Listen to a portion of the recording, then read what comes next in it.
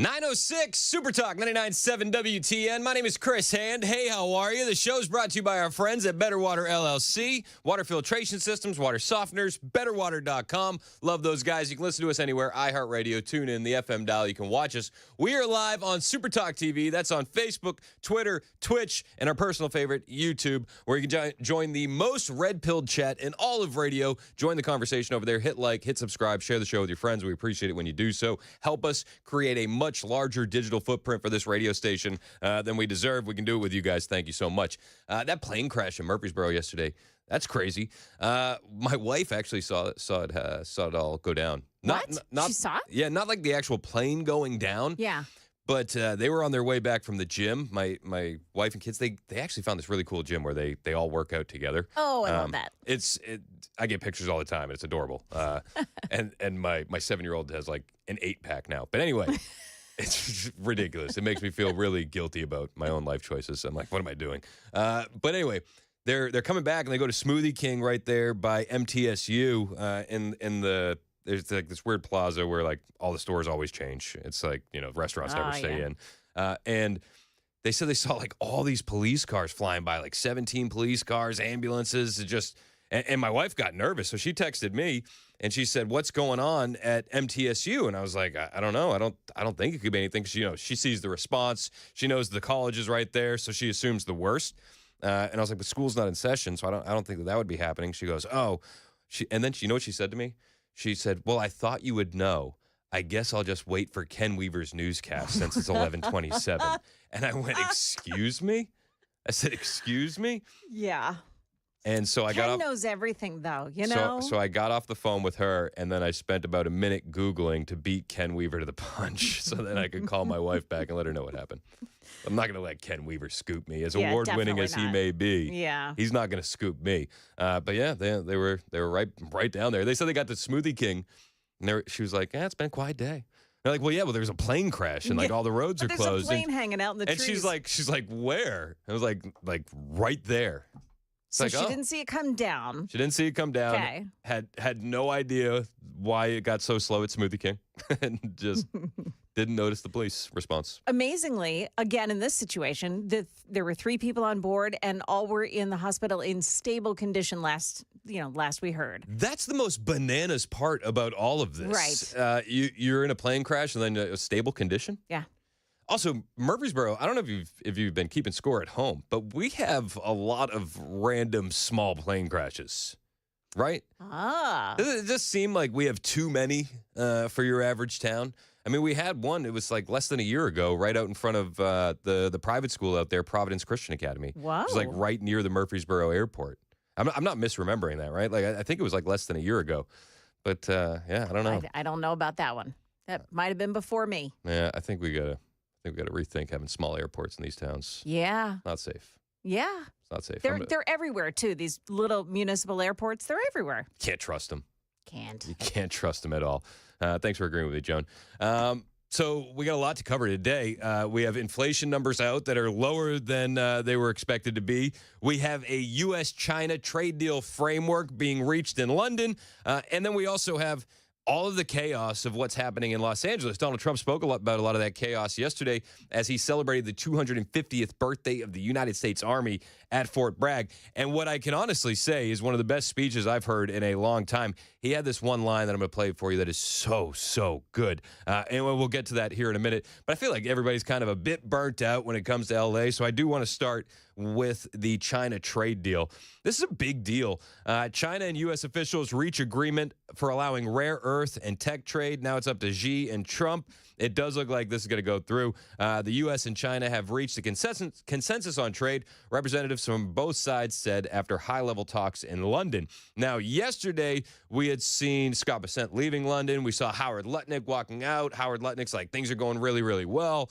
But, you take it with a grain of salt because what's he going to say? Is he going to walk out of that room and be like, it's awful. Things are terrible. Nothing's getting done. So I kind of paused and I waited a second to see what happened. But yeah, today, or late yesterday, they announced that the framework is in place. They called the talks a breakthrough trade agreement. Reached that pause after pausing the tariffs in mid-May for 90 days. CNBC has the story. The U.S. and China have reached an agreement on trade. Representatives from both sides said after its second day of high-level talks in London, with the deal now awaiting just a nod from the leaders of the two countries. We've reached a framework to implement the Geneva Consensus and the call between the two presidents. U.S. Commerce Secretary Howard Lutnick told reporters that echoed comments from reporters from Li Changgang, China's international trade representative and vice minister at China's Commerce Ministry. U.S. President Donald Trump and Xi Jinping spoke by phone last week, stabilizing what had become a fraught relationship with both countries, accusing each other of violating the Geneva Trade Agreement. At a meeting in Switzerland in mid-May, the world's two largest economies had an agreement of a 90-day suspension of tariffs added in April and a rollback of other certain measures. Lutnick said he and U.S. Trade Representative Jamieson Greer will head back to D.C. to make sure Trump approves the deal outline. If Xi also agrees, then they're going to implement the framework. And Trump posting on True Social when it comes to the deal, and he had this to say: "Our deal with China is done, subject to final approval with President Xi and me. Full magnets and any necessary rare earths will be supplied up front by China. Likewise, we will provide to China what was agreed to, including Chinese students using our colleges and universities, which has always been good with me. We're getting a total of 55% tariffs. China is getting 10%. Relationship is excellent. Thank you for your attention to this matter." The only thing that I have an issue with in this entire statement is Chinese students. I mean, we just talked about a story yesterday where a third Chinese official or Chinese national was caught sneaking in biological material, and they were going to bring it to the University of Michigan to do research on, sneaking it into China from Wuhan. I have a bit of an issue with Chinese national students in our universities, and I don't think that they're up to good things. I think that they're being a bit sneaky. And it makes me a bit nervous because we have a long history with China and them being sneaky. I mean, we can go down the line. We've had three Chinese nationals in about a week busted for trying to sneak biological material, agro-terrorism weapons into the country. Huge red flag, you might say. Then, we dial back the clock a bit. The biolab that was found in Canada, run by Chinese, in California, that was run by Chinese nationals. The secret police stations that are all over this country, run by Chinese nationals. They're in Canada too. We had the Chinese spy balloon flying over our country, and the thousands upon thousands of Chinese nationals sneaking over the border. To me, it just makes me bite my nails a bit more when we're thinking about Chinese nationals, even more so than some of these violent gangs that are coming across the border, like the Tren de Aragua. Like, yeah, those guys are bad hombres, but the Chinese nationals are playing the long game, and it's a bit more nerve-wracking to me. Buying up farmland near military bases and things of that nature. It's nerve-wracking. We do have to understand that China isn't really an ally. Like, we can make them a trade partner. We can come to a good agreement and something that works for both sides. I'm fine with that. But we can't walk around thinking that they're some sort of friendly when they're not. They're our biggest adversary. We got to keep an eye on them. I hate the college student thing. Everything else I'm fine with, and we'll see what happens with the markets today. There's a lot of good news for the markets to react to today, and it starts, and really today the news cycle is going to be all around the inflation numbers, and those inflation numbers have slowed despite the tariffs. Now, everybody for months and months and months told us, these tariffs, they're going to cause inflation. I mean, I would say everybody except for Donald J. Trump, because Donald J. Trump and his administration said, look at our last term, any of the tariffs that we implemented never caused inflation. That didn't stop the leftist mainstream media from saying it and repeating it and echoing that talking point over and over and over again. And we knew that they were going to continue doing so until they were proven wrong. And I think with these numbers being released today, we can officially say that those leftists and those mainstream media mouthpieces were wrong. Look at these numbers. Oh, hang on one second. I got a lot of audio playing at once. What is going on here? Let me try one more. Oh, there it is. I know exactly what's happening. Hang on one second. Sorry, guys. There's a lot of moving parts, especially when we're trying to do the video. And sometimes we have to mute. I am muted. Is it on your side? The Zoom call is doubling up the audio? We have to jump through these random hoops to get video on the YouTube stream. So anyway, sometimes it doubles up. This is early this morning, CNBC, and they were talking about the welcoming news of the lower inflation numbers coming in. These numbers and say they're not welcome news. I mean, a downside surprise to core goods is where people were looking for potentially tariff effects, and maybe except for isolated areas that Steve mentioned, you're not quite getting that. So I think it's all net benefit. All net benefit, where everybody was looking for tariff impacts, you didn't see it. Weird. Again, the people that I heard talking about this were the Trump administration, and they were pointing to the first term saying tariffs aren't going to cause inflation. We have historical data to back that up. Over on CNBC, they were pretty impressed with these finance numbers. What is it? Steve Leisman, he was on the network a little while ago talking about the inflation numbers. I want to make this point, which is that the concern at the Federal Reserve was not just that tariff-related prices would go up. It's that it would spread more broadly to other tariff prices, and that the issue of inflation expectations, which you talked about very eloquently this morning with Richard Clarida, would be an issue for the Federal Reserve. Not only did we get a decline in inflation expectations earlier this week from the important New York Fed report, but even if I zero in on just the tariff-related increases, I look elsewhere and I do not see broader impacts on inflation from the tariffs. Weird. So the tariffs are working. We brought in record revenue in May, and it's not impacting inflation whatsoever. That's a good thing, right? Obviously, the mainstream media is going to celebrate this win for the Trump administration, right? Obviously, they're going to highlight it. Actually, I say that in jest, tongue-in-cheek, but CNN did report that they had good inflation numbers. Yeah, I know, the worldwide leader in bullcrap over there at CNN. They were actually quite impressed with the inflation numbers, and they said as much on TV a little while ago this morning. We got a minute of positive Trump news from CNN that probably reached their quota for the day, but this is them talking about the inflation numbers. Well, John, look, we got another month of positive inflation news. Despite these historic tariffs, the latest numbers do show that inflation remained relatively tame in May. So the big number is the annual rate that came in at 2.4%. That is a slight acceleration from 2.3% in April, but this was better than expected.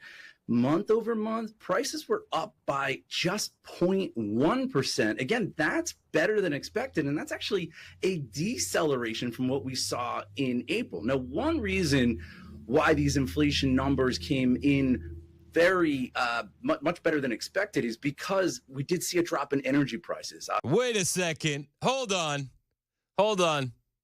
CNN, are you saying the quiet part out loud? Donald Trump bringing down energy prices helped lower inflation. Isn't that what he said? I think that's what he said. I think that's what they talked about. What's the fastest thing to ripple through the economy? It's energy prices. It's been repeated on this station ad nauseum. Since I moved to Tennessee, I would hear that repeated on this station ad nauseum. Like 2017, and now CNN, they finally caught up. Energy prices ripple through the economy faster than anything else. Who's bringing down the energy prices? Oh, yeah, that's right. In particular, gas prices were low. Now, economists like to look at core inflation because that excludes food and energy, but that also came in better than expected. I'm digging into some of the categories. We did see that egg prices, they did fall on a month-over-month basis again. So that. I mean, anywhere you look, and CNN's not digging into those prices to the numbers to celebrate Trump wins, right? CNN's digging into those numbers to try to figure out how to manipulate the narrative to make you think that Trump is doing bad. Couldn't find it. Not yet, at least. We'll see how they spin it as the day goes along. But this report coming out, it's fantastic, and it highlights again Trump being right about just about everything. It's 9:21 on Super Talk 99.7 WTN. On the way. Man, Donald Trump knows how to throw a birthday party. He was at Fort Bragg yesterday celebrating the 250th birthday of the Army, and his speech was fantastic. It's going to resonate with a lot of people, a lot of different ways. And he really echoes just what the people have been saying, what the conversation has been online, especially when it comes to what we're seeing with the illegal immigration and what our heroes have fought and died for in this country.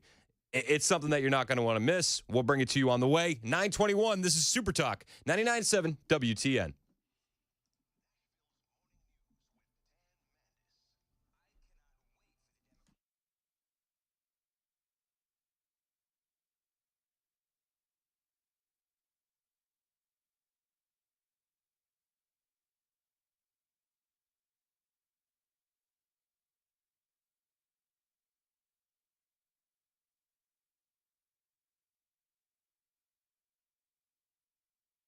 Hey, what's up? It's Chris Hand here for my friends at the Wellness Institute of Nashville. You know, they tried 34 times to stop the president. They failed. We got the big 47. The American people and the 47th president were rolling strong. You heard me talking about inflation numbers a moment ago. We're rocking. And this month, the Wellness Institute of Nashville wants to get you rocking pain-free.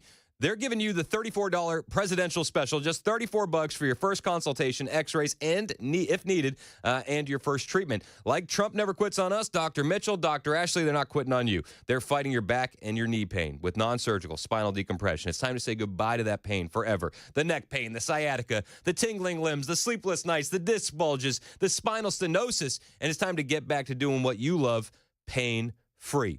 And we're not going to talk about pills. We're not going to talk about surgery. We're going to talk about cutting-edge technology in a futuristic facility. Dr. Mitchell and Dr. Ashley, they're your pain-fighting experts. Give them a call today and get back to living pain-free. 615-246-5009. The $34 presidential special going on now. 615-246-5009. Painisbad.com.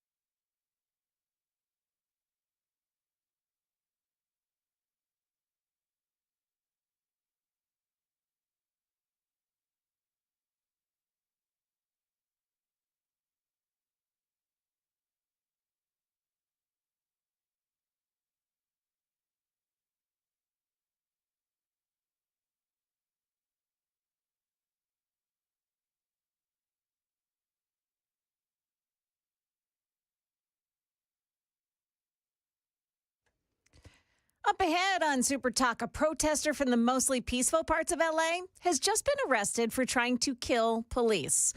And police are calling a new TikTok trend super dangerous. We've got those stories coming up here at 9:30 on Super Talk 99.7 WTN. Does it have anything to do with the old super dangerous TikTok trends? Like, I don't know, eating Tide Pods or lighting yourself on fire? It's just another incredibly dumb thing to do, but kids are doing it. Perfect. We'll add it to the list of things not to do on the way in the newscast with Joan Jones. Looking forward to that. Okay, so yesterday, Fort Bragg, Donald Trump was there, 250th birthday of the United States Army. Man, is he not the most perfect president for the moment that we're in right now, celebrating the 250th birthday of the U.S. Army? This week we honor 250 years of valor and glory and triumph by the greatest fighting force ever to walk the face of the earth, the United States Army. For 2.5 centuries, our soldiers have marched into the raging fires of battle and obliterated America's enemies. There's never been anything like it. There's never been a force like this. And I rebuilt it. I gave you so much money for 4 years. It was crazy. And we just approved our largest budget for military operations, over $1 trillion. We've never even come close.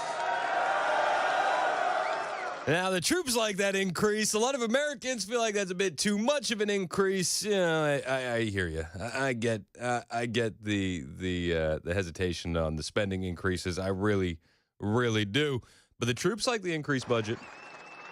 But our army has smashed foreign empires, humbled kings, toppled tyrants, and hunted terrorist savages through the very gates of hell. Our soldiers do not rest until they win. You know that better than anybody. From June 1775 to June 2025, those foolish enough to challenge America's army have been met with unyielding strength, unbreakable spirit, and unstoppable, overwhelming force. Time and again, our enemies have learned that if you dare to threaten the American people, American soldier will chase you down, crush you, and cast you into oblivion. That's what happens, unfortunately. I mean, listen, I love it. That's what happens, unfortunately. The crowd loves it as well. The soldiers at Fort Bragg were a huge fan of this entire speech. And as it continues, Donald Trump starts going down the line. He talks about L.A. He talks about transgenders in the military. And he really goes into some of those cultural issues that have been plaguing this country. The response from the soldiers gives you a lot of hope when you hear the cheers from the crowd. And the message that Donald Trump delivers is one that I think no one else could deliver. We'll bring you some of those words when we get back. It's 9:30 on Super Talk 99.7 WTN.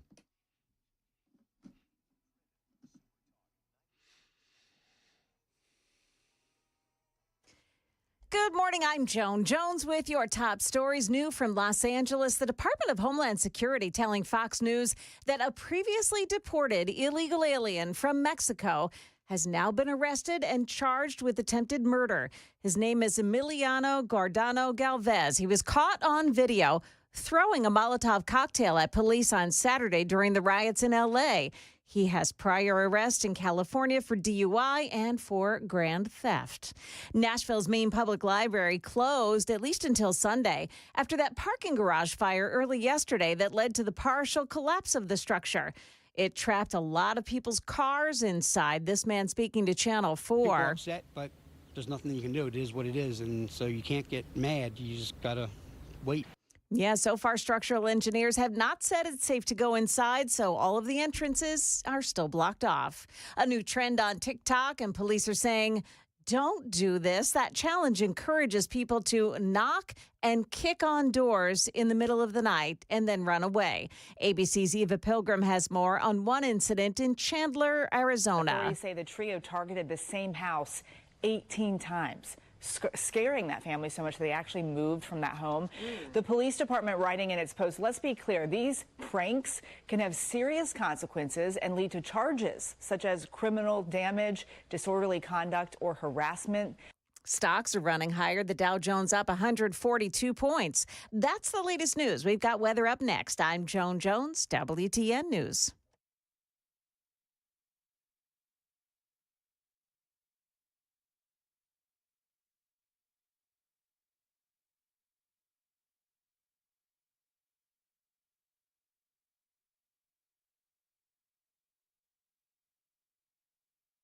Hey, what's up? It's Chris Hand here for my friends at BusyB Plumbing, Heating, and Cooling. It is that time of the year. The heat is coming, and it's not going to be leaving. Have you got your system serviced the best way, the BusyB way yet? If not, your system's not going to be running at maximum peak efficiency all summer long, and you're essentially going to be waiting for a problem to pop up. Don't do that. Call BusyB. Get the service done. And this summer, if you want to save some money, BusyB is the place to do it. They got a lot of deals. Free package upgrade on air duct cleaning, $500 off select tankless or upright water heaters, 15% off whole home drain repipes, and just $99 for a full drain video inspection. You might say, Chris, those are all great, but what I really need to do is replace my AC unit. It went out at the end of last season. I've been kicking the can on that thing. Well, if you do it with BusyB in the month of June, you'll also be entered to win a free 3-day beach getaway. That's right. You buy the AC unit, they'll handle the vacation. Gas, lodging, 2 meals a day, all on BusyB. They'll announce the winner on Facebook. And don't forget, all month long, your Beehive Club membership, you'll get 2 years for the price of one. Just $99 will cover you for this year and next. For satisfaction guaranteed,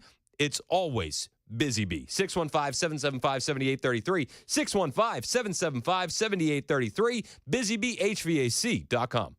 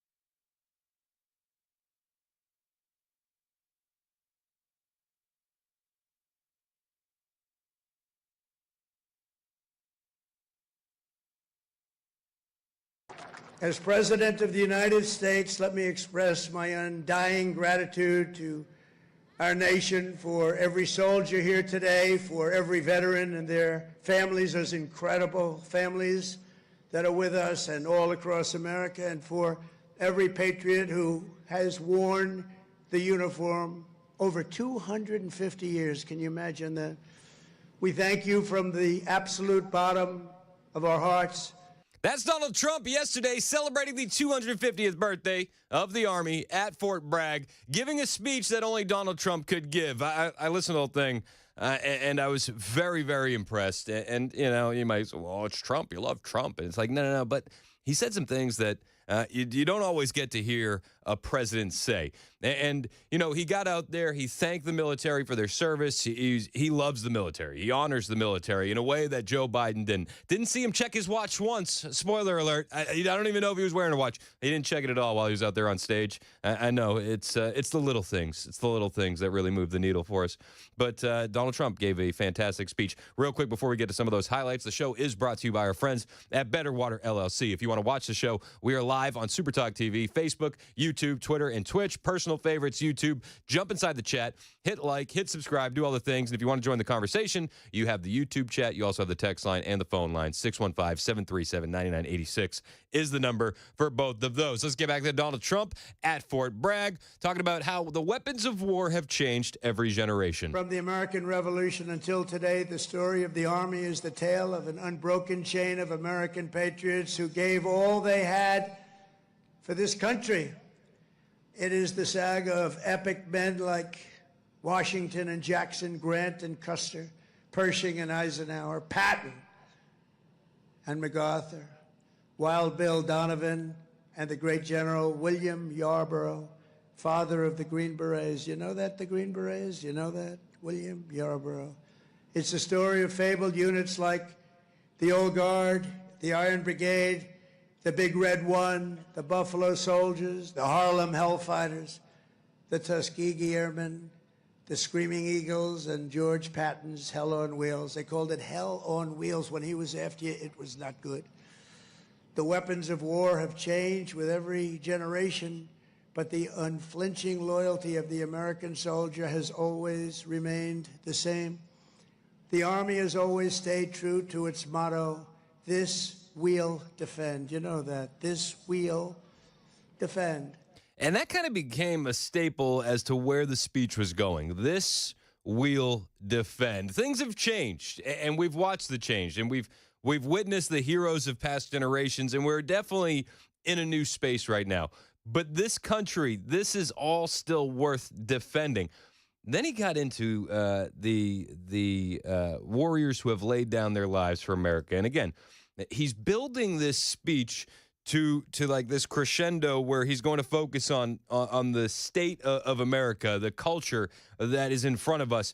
But he builds to that by honoring all these heroes, and he does it in a way that only Trump can. And he wanted to thank any warrior who had laid down their life for this American experiment. Army warriors who have laid down their lives for America rest by the thousands in the sacred soil of Arlington and Gettysburg, Anzio and Manila, and to far-off places known only to God. We owe everything to them. Today we renew our devotion to the cause of liberty for which they so selflessly lived and fought and so bravely died. There could be no greater tribute to their memory than to prepare the Army to dominate America's enemies for the next 250 years and more than that. Yep. That's why under the Trump administration, we're focused on restoring the spirit of the U.S. Armed Forces.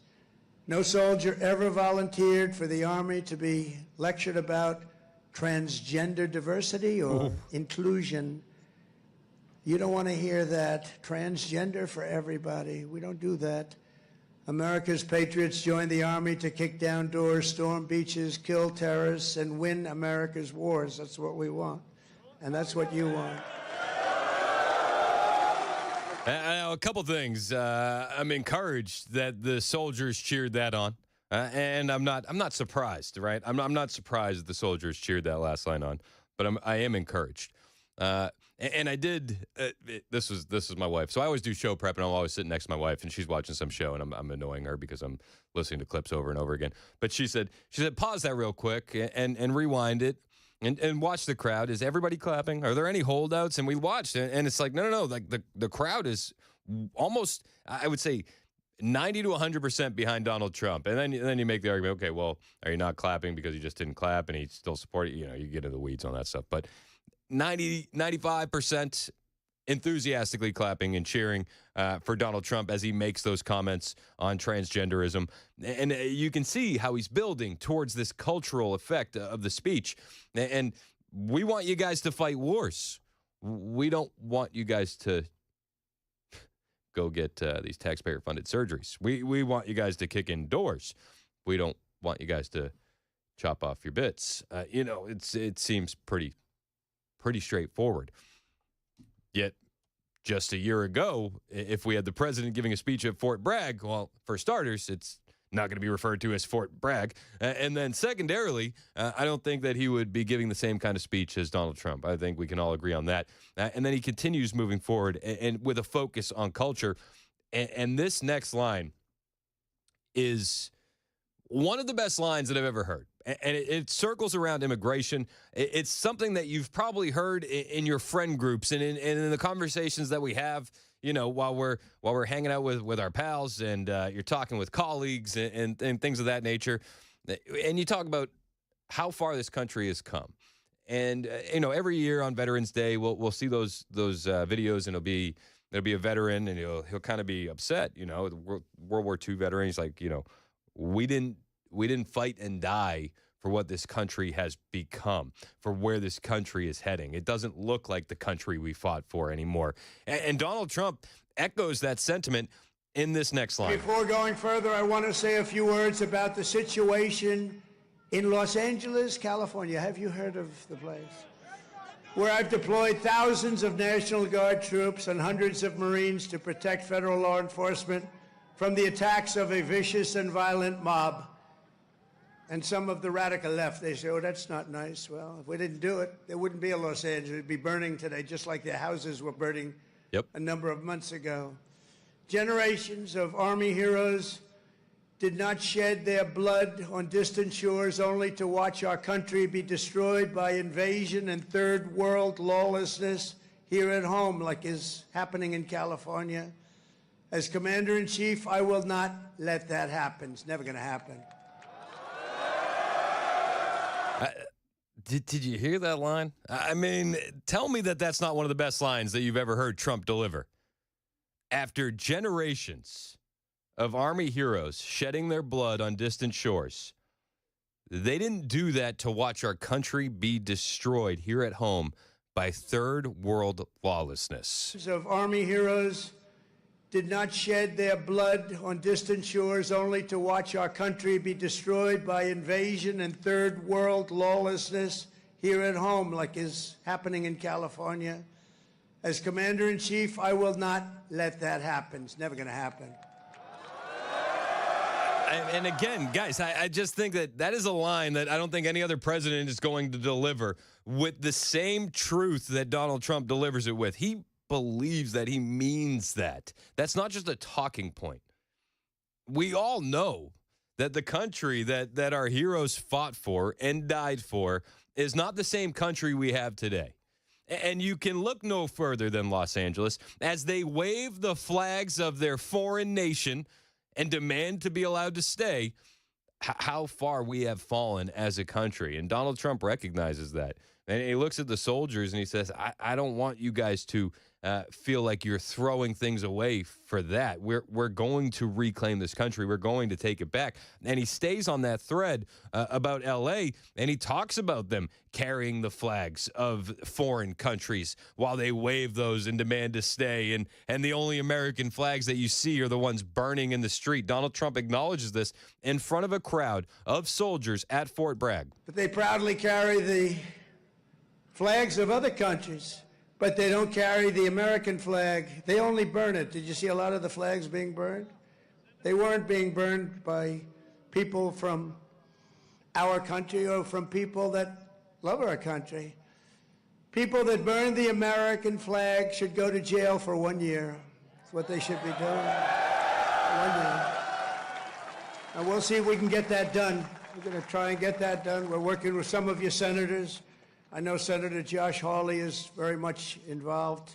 Now, listen, I don't think that's ever going to get done. And First Amendment and all the things, I'm not a fan of the American flag being burned. I don't think that a year in jail is going to happen.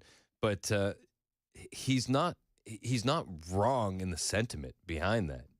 He should be furious when he sees the American flag being burned. He's the president of the United States. You should want to defend that flag. I'm not mad at him for suggesting it. I don't think it'll ever happen. But he goes on to talk about Los Angeles. And I think that you could do this with a lot of blue cities. For decades, he says Los Angeles is one of the most beautiful cities in the country and how far it's fallen. But you can zoom out and do this with just about any blue city that's out there currently. You can talk about how great they were at one point and how far they've fallen because of Democratic leadership. We've done the meme a few times. You do Hiroshima and Nagasaki, and then you do Detroit. They'll say, a nuclear bomb is easier to come back from than 50-plus years of Democrat rule. It tends to be true. But he talks about how far Los Angeles has fallen in the span of a few decades. Within the span of a few decades, Los Angeles has gone from being one of the cleanest, safest, and most beautiful cities on earth to being a trash heap with entire neighborhoods under the control of transnational gangs and criminal networks. It's horrible what's happened so quickly. Yep. As the entire world can now see, uncontrolled migration leads to chaos, dysfunction, and disorder. And you know what? They have it in Europe, too. It's happening in many of the countries of Europe. They don't like it when I say it, but I'll say it loudly and clearly. They better do something before it's too late. Very simply, we will liberate Los Angeles and make it free, clean, and safe again. It's happening very quickly. Now, we all agree that Los Angeles does need to be liberated. You look at the mess that's happening, it needs to be cleaned up. But I don't think that we're going to get to a point where we can clean it up until we find out who's behind the protests. And Donald Trump, this is the last clip I'm going to play for you from Trump at Fort Bragg. But Donald Trump acknowledges that there's somebody financing this stuff. And he announces during this speech that the DOJ, the Department of Justice, is going to be looking into it. And we've all seen the videos. It was Fox in L.A., the local Fox affiliate in L.A., that caught videos of a guy showing up with gas masks for the protesters. You know, we all know that the Brick Ferry paid a visit to Los Angeles before those riots kicked off. Who's funding the Brick Ferry? Donald Trump says that his DOJ and Pam Bondi are going to be getting to the bottom of it. Stomp on them, but they're too tough. They don't allow it. And attempting to infiltrate and occupy federal buildings wearing armor and face shields. The best money can buy, somebody's financing it. We're going to find out through Pam Bondi and Department of Justice who it is. They're already on it. Who's financing all this equipment? Very professional. Under the Trump administration, this anarchy will not stand. We will not allow federal agents to be attacked, and we will not allow an American city to be invaded and conquered by a foreign enemy. And that's what they are. A lot of those people were let in here by the Biden administration. Yep. They just poured right in. They came from prisons. They came from jails. So Trump, he essentially pivots off and keeps going, but I don't want to bury the lead there. Trump announced the DOJ is going to be investigating the financing of the Los Angeles rioters. That's huge. That's massive. Now, we know that rioters have been given earplugs, gas masks, water bottles to throw at police. We saw the visit from the Brick Ferry. Bill Malusian's been reporting on a lot of this. Senator Mike Lee highlighted the Brick Ferry drops that were happening around Los Angeles. We know that this isn't organic. We can tell that it's not organic. We see the Antifa infiltrators, even if the chief of police in Los Angeles doesn't want to acknowledge the presence of Antifa. It's an idea. It's not a group. It's an idea. Yeah, miss me with that. But Trump says, no, we're going to get to the bottom of this. I cannot wait for them to get to the bottom of this. The last time we had a summer of love, things were a bit more precarious. We were in the middle of an election season. Donald Trump was fighting off impeachments. Then we had January 6th. There wasn't a lot of time to investigate who is behind these riots. Now it seems like we got that time. And I do have some faith that the Trump administration and Pam Bondi and her DOJ will get to the bottom of it. A lot more faith than I have them releasing the Epstein list, full disclosure. But I do think that when it comes to who's financing these riots, we're going to find out. As you've been hearing in Joan Jones's newscast, the DOJ is wasting no time going after individuals that were engaged in lawlessness during those riots. They nabbed the guy throwing bricks at DHS vehicles. That's awesome. So why are they going to slow their roll now? I don't think they will. I think they're going to put the foot down on the gas, and they're going to find out who's funding these riots once and for all. And I'm going to eagerly await the results of that investigation. Hopefully we get them sooner rather than later. Now, the mayor of Los Angeles has been saying that everything was under control until Donald Trump deployed the National Guard. Newsom's been saying the same thing. Yet yesterday we saw a curfew implemented in Los Angeles that kind of, puts a hole in their whole Donald Trump started this theory.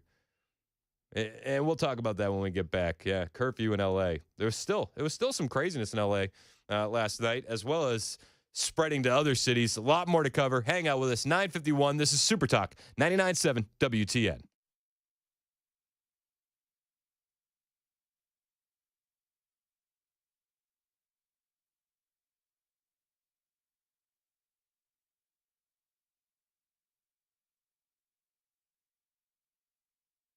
Hey, what's up? It's Chris Hand here for my friend Shane Ring over at Cover Nash. Shane is going to help you save some money on health insurance today. See, Shane has a brand new option for you, a new plan on the market that's going to bring your deductible down to just $250. You heard me right. I didn't say 5,000, didn't say 8,000. I said $250. And the best part is you can switch today and start saving money right now. Yeah, there's a big misconception in health insurance. Got to wait for open enrollment. Oh, got to wait. When's open enrollment? Do you know when open enrollment? It doesn't matter. It doesn't matter. You can call Shane today and start saving money right now. Shane's going to help you because he's been doing this for over 20 years. He's going to shop the whole market for you, 75 different companies. And it doesn't matter what's going on with you, whether you're self-employed, between jobs, or just plain old overpaying. He's going to find the best fit for your budget and your health needs. Shane can easily, and I mean easily, save you 30 to 60% on your monthly premiums. It is time to stop overpaying for health insurance, and it's time to call Shane Ring today. Start saving that money. 615-465-0023. That's 615-465-0023. It's time for you to get affordable, quality coverage managed by you, not the government. CoverNash.com.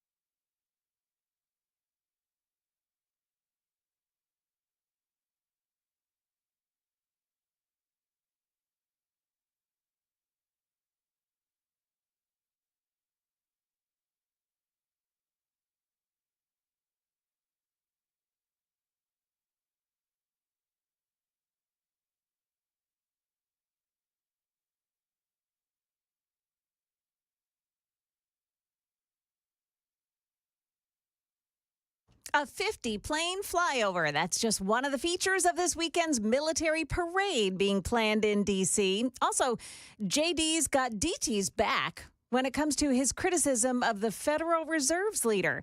That's coming up here at 10 o'clock on Super Talk 99.7 WTN. He's always too late, that Federal Reserve leader, Jerome Powell. Slow to the game. Yeah. Yeah. J.D. Vance having Donald Trump's back. Who would have thought? Who would have seen that coming? It's 9:58, Super Talk 99.7 WTN. Joan Jones on the way with the headlines. The show is brought to you by Better Water LLC, water filtration systems, water softeners, betterwater.com. Is it just me, or when the mayor of Los Angeles says that she needs to institute a curfew because of all the lawlessness and the rioting and the looting, is she just admitting that Donald Trump has been right all along? I feel like, to me, she's just admitting that Trump was. Let's get her a Trump was right hat. I think it would look good. I think it would look good on Mayor Karen Bass. This is her yesterday.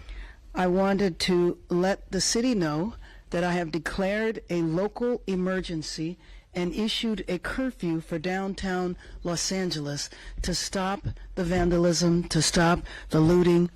Many businesses have now been affected by or vandalized.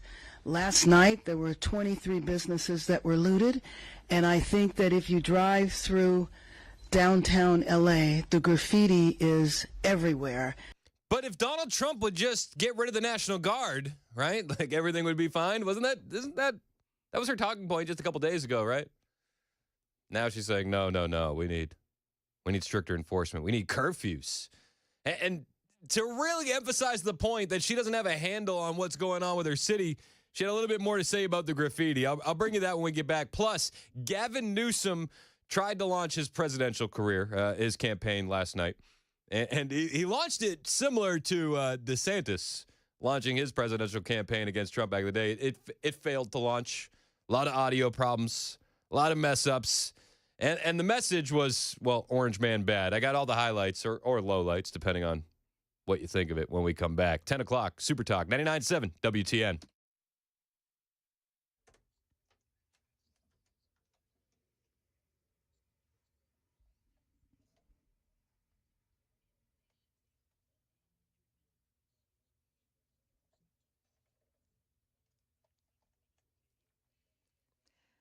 Good morning. I'm Joan Jones with your top stories here in Washington, D.C. is getting ready for President Trump's military parade Saturday. It's Flag Day.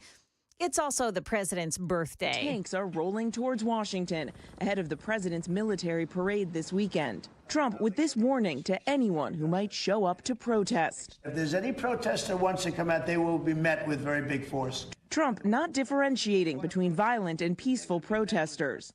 There are protests planned around the country for the day of the parade. ABC's Mary Bruce. That parade is featuring tanks, fighting vehicles, mounted rocket launchers, 6,700 soldiers, and 50 aircraft flyover. New from Los Angeles this morning, the Department of Homeland Security telling Fox News that a previously deported illegal alien from Mexico has now been arrested and charged with attempted murder. Emiliano Gardano Galvez was caught on video throwing a Molotov cocktail at police on Saturday during the riots in L.A. He has prior arrests in California for DUI and for grand theft. Treasury Secretary Scott Bessent wasting no time taking a victory lap over a trade deal with China. I have just returned in the middle of last night from successful negotiations in London with a Chinese delegation that will not only stabilize the economic relationship between our two economies, but make it more balanced. He's appearing right now before a House panel. Now, the Wall Street Journal says that this deal was enacted to encourage Beijing to accelerate their exports of rare earth minerals and magnets that contain them. President Trump needs to give final approval of that deal, as well as China's premier. J.D. Vance has President Trump's back when it comes to criticism of the Federal Reserve. In a post on X this morning, the vice president called Jerome Powell's refusal to cut interest rates, quote, monetary malpractice. That post comes after the Bureau of Labor Statistics said this morning that core inflation rose just 0.1% last month.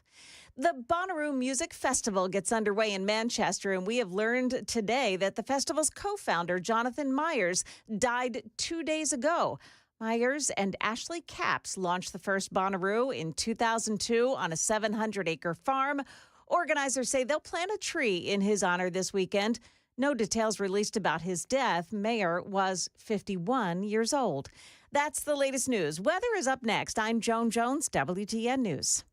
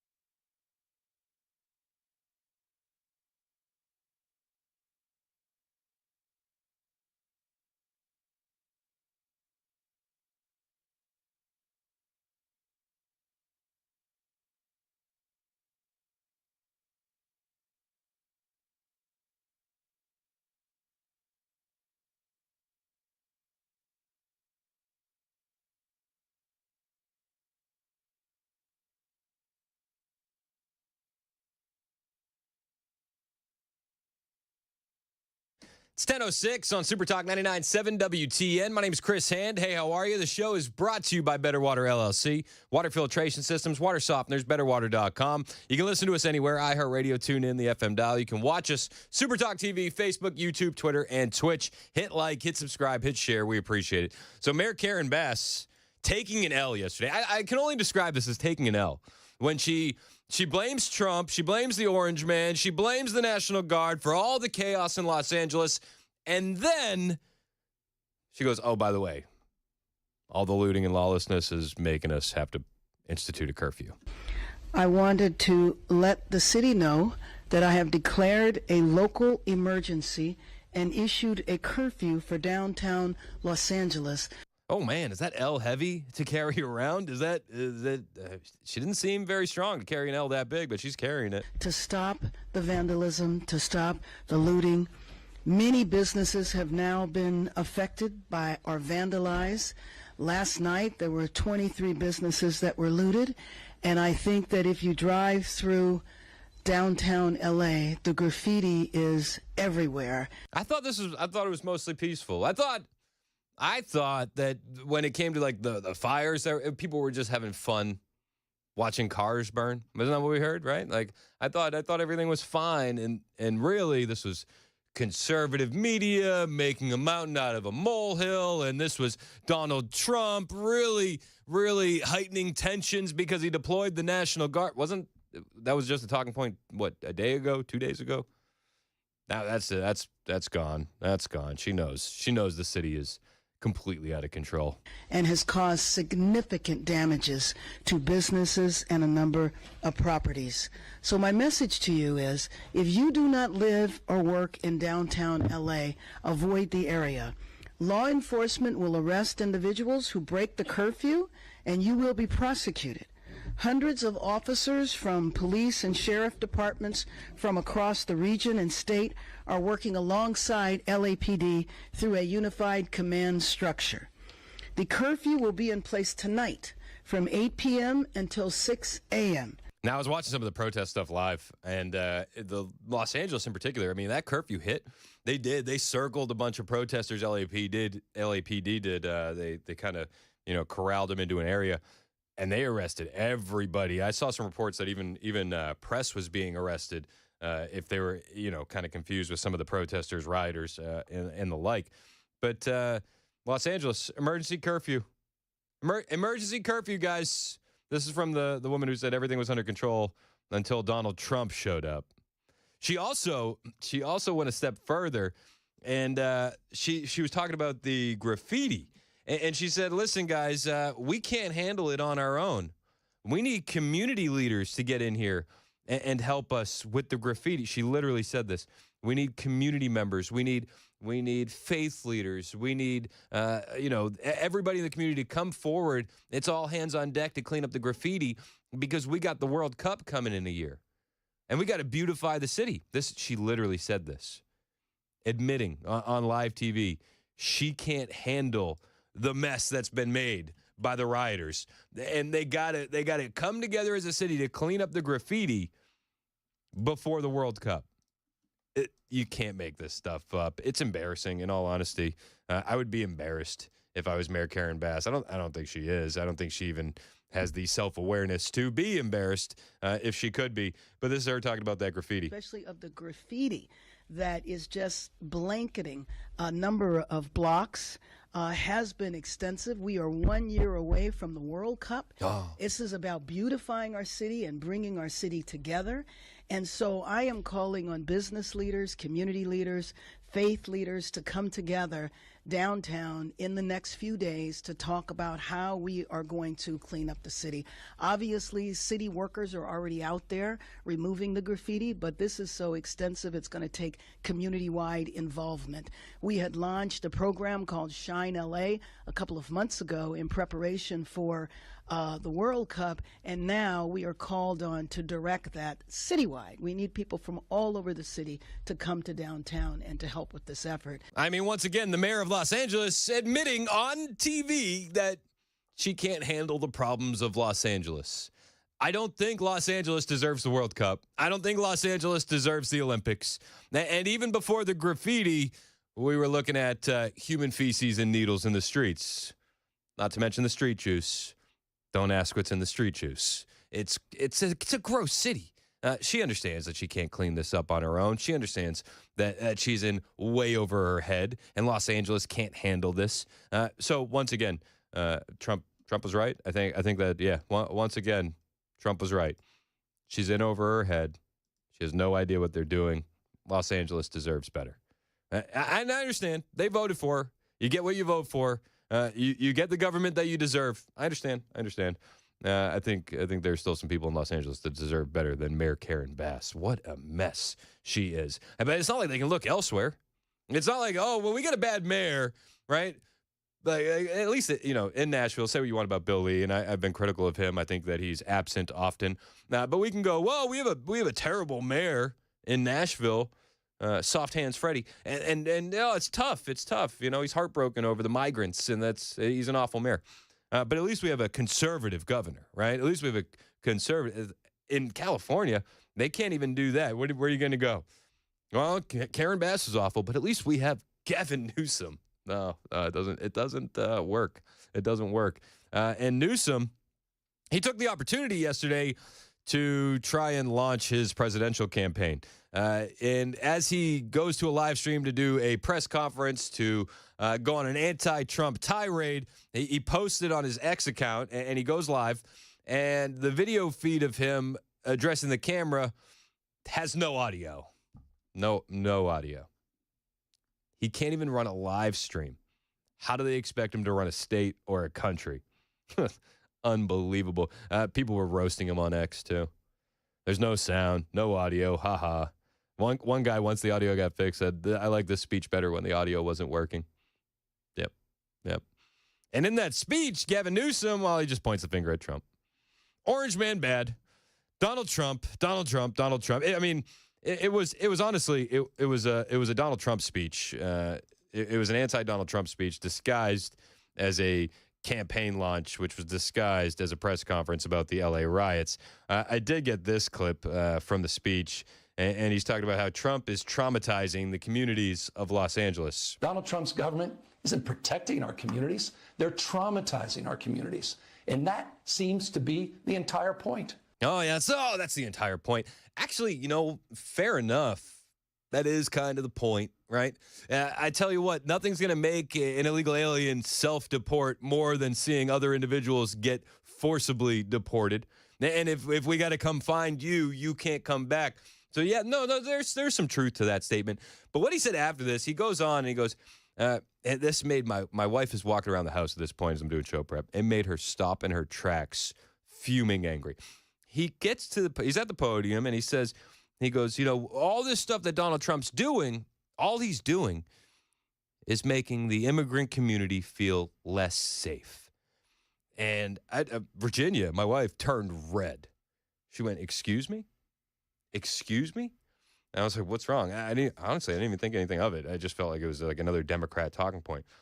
But my wife looked at me and she goes, he has the audacity to say that after the 4 years that we just lived under Joe Biden with the stream of 20 million illegal aliens, with the ramping up in crime that we saw, after communities feel unsafe to even go for a jog because of the story of Lake and Riley. You have Jocelyn Nungary, a 12-year-old girl, raped and murdered, and he has the audacity to get on TV and say, now the migrants don't feel safe?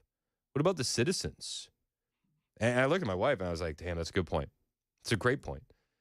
And we know in these migrant communities, you say migrant, I say illegal alien. The ones that are being victimized first are the illegal aliens. And for all the talking points that the Democrats put up about how we're making them feel less safe in their communities, now let us in the jails and we don't have to go in the communities. I mean, that point has been made over and over and over again. But when my wife said that to me, I was like, it's a solid take, V. That is a solid take. How dare he say the migrants feel less safe? It's about time that they feel what the American citizens have been feeling. These illegal aliens, these gang members, the Tren de Aragua members, the rapists, the murderers, the child rapists. And don't forget that that's who the Democrats are defending, okay? When the raid happened in Los Angeles on Friday at the Home Depot, it wasn't a worksite raid, which many Democrats are echoing that talking point. It wasn't.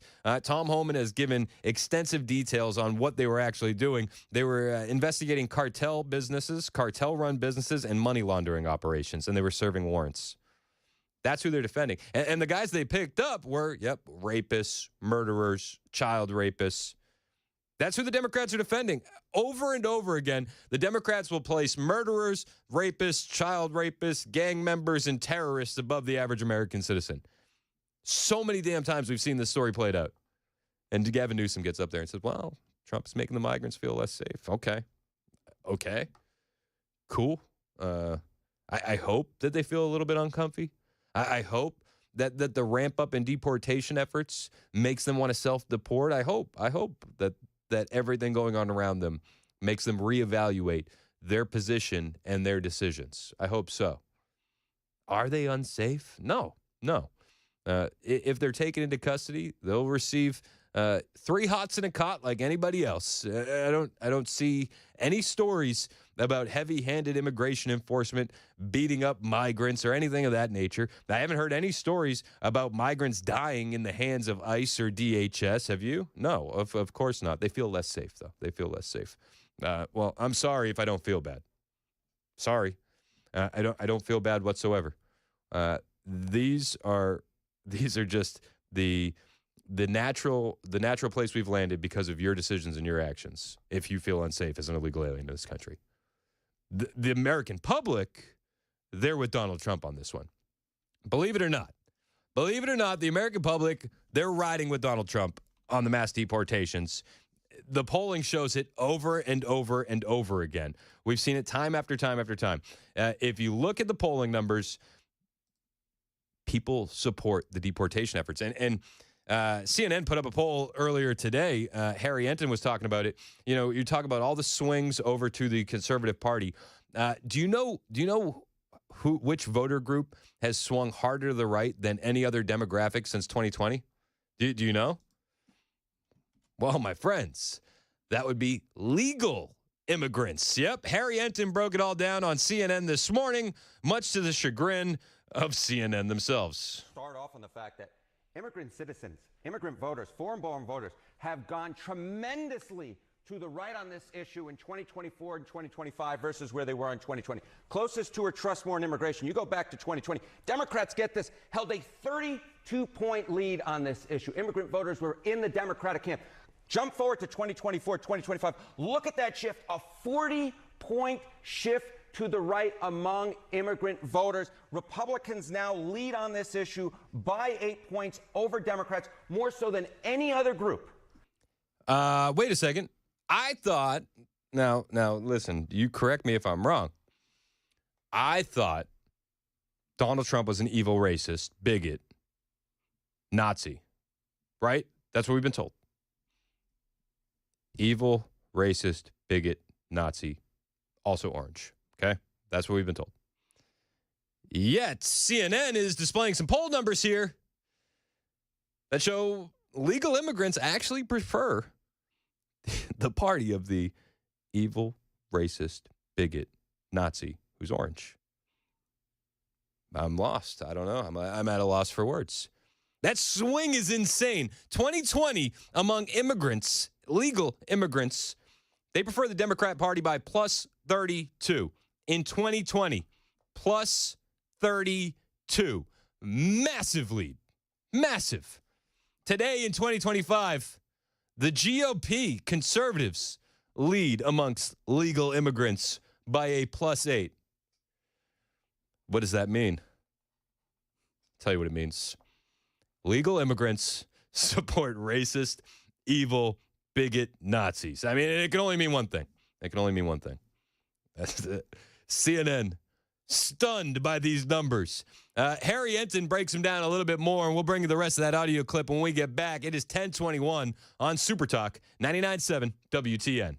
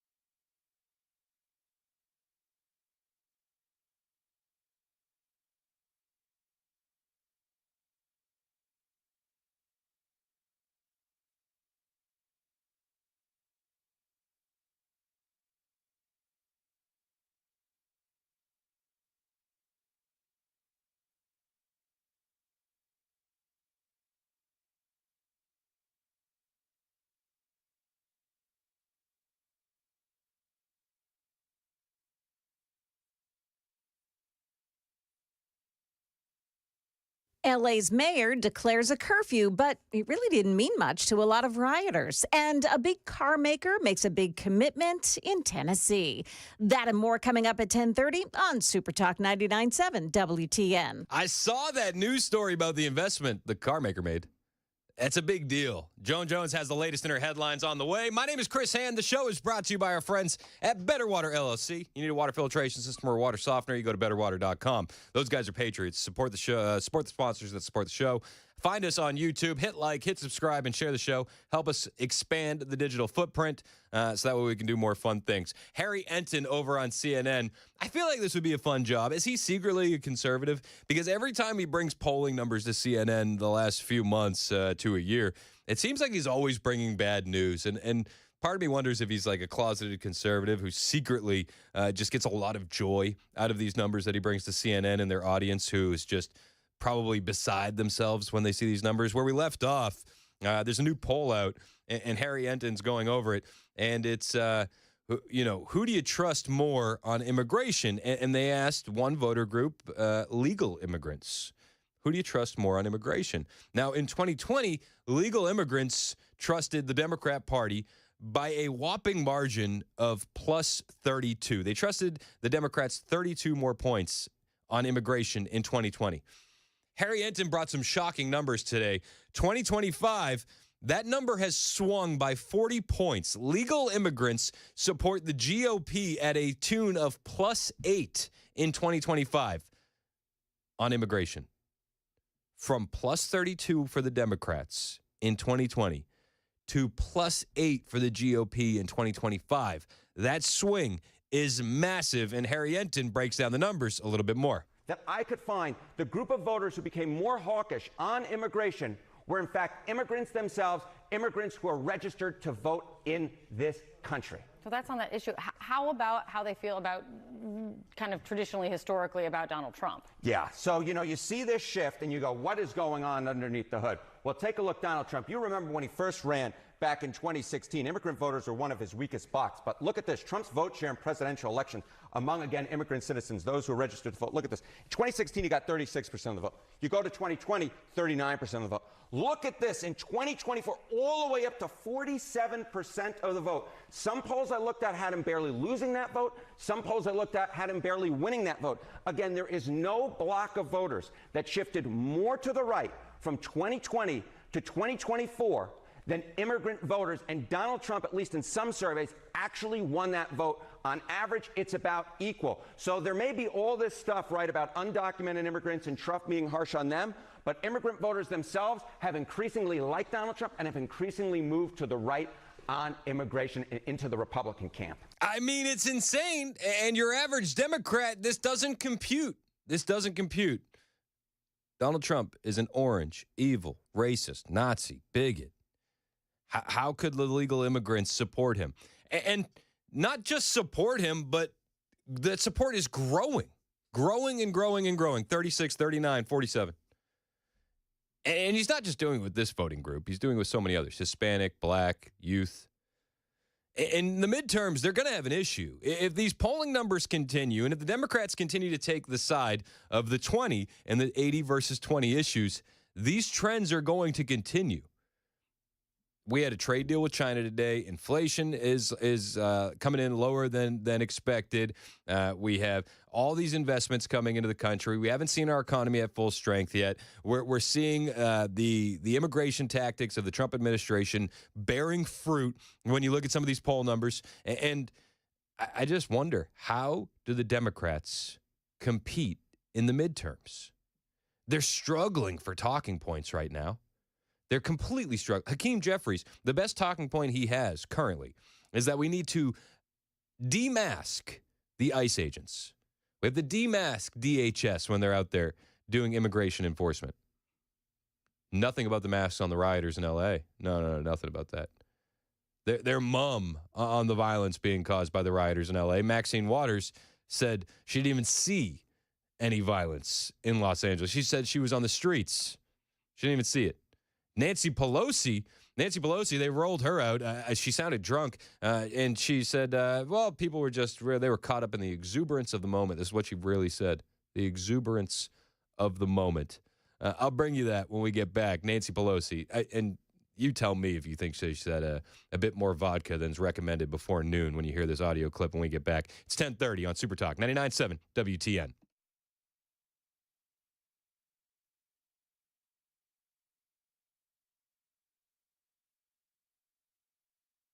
I'm Joan Jones with your top stories. Despite a curfew imposed by L.A. Mayor Karen Bass last night, some protesters hit the streets in L.A. and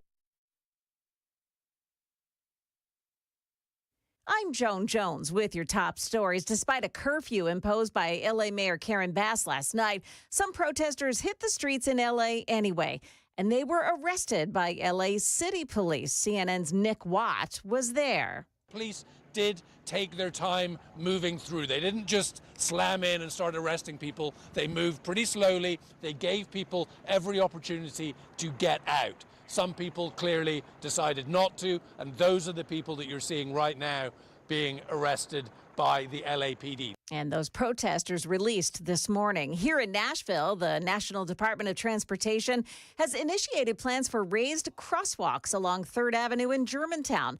That news after an elderly woman walking her dog in a crosswalk was struck and killed on Sunday. Neighbors are calling for flashing signs to be installed, too. Country singer Connor Smith was involved in that deadly crash. His lawyer says he is cooperating with the investigation. Got to watch your speed on Lebanon Pike. The speed limit is going from 45 to 40 miles an hour, and electronic signs have been posted along a stretch of Lebanon Pike from Donaldson Pike to the Wilson County line to announce it. Police say there have been 10 fatal crashes in that stretch over the past 3 years. The new speed limit goes into effect June 23rd. General Motors announcing plans to invest $4 billion to ramp up production at 3 of its U.S. plants, and that includes here in Tennessee. The Spring Hill plant will begin building gas-powered Chevy Blazers in 2027. Right now, that's the same line that currently produces several Cadillac models. That's the latest news. Weather is up next. I'm Joan Jones, WTN News.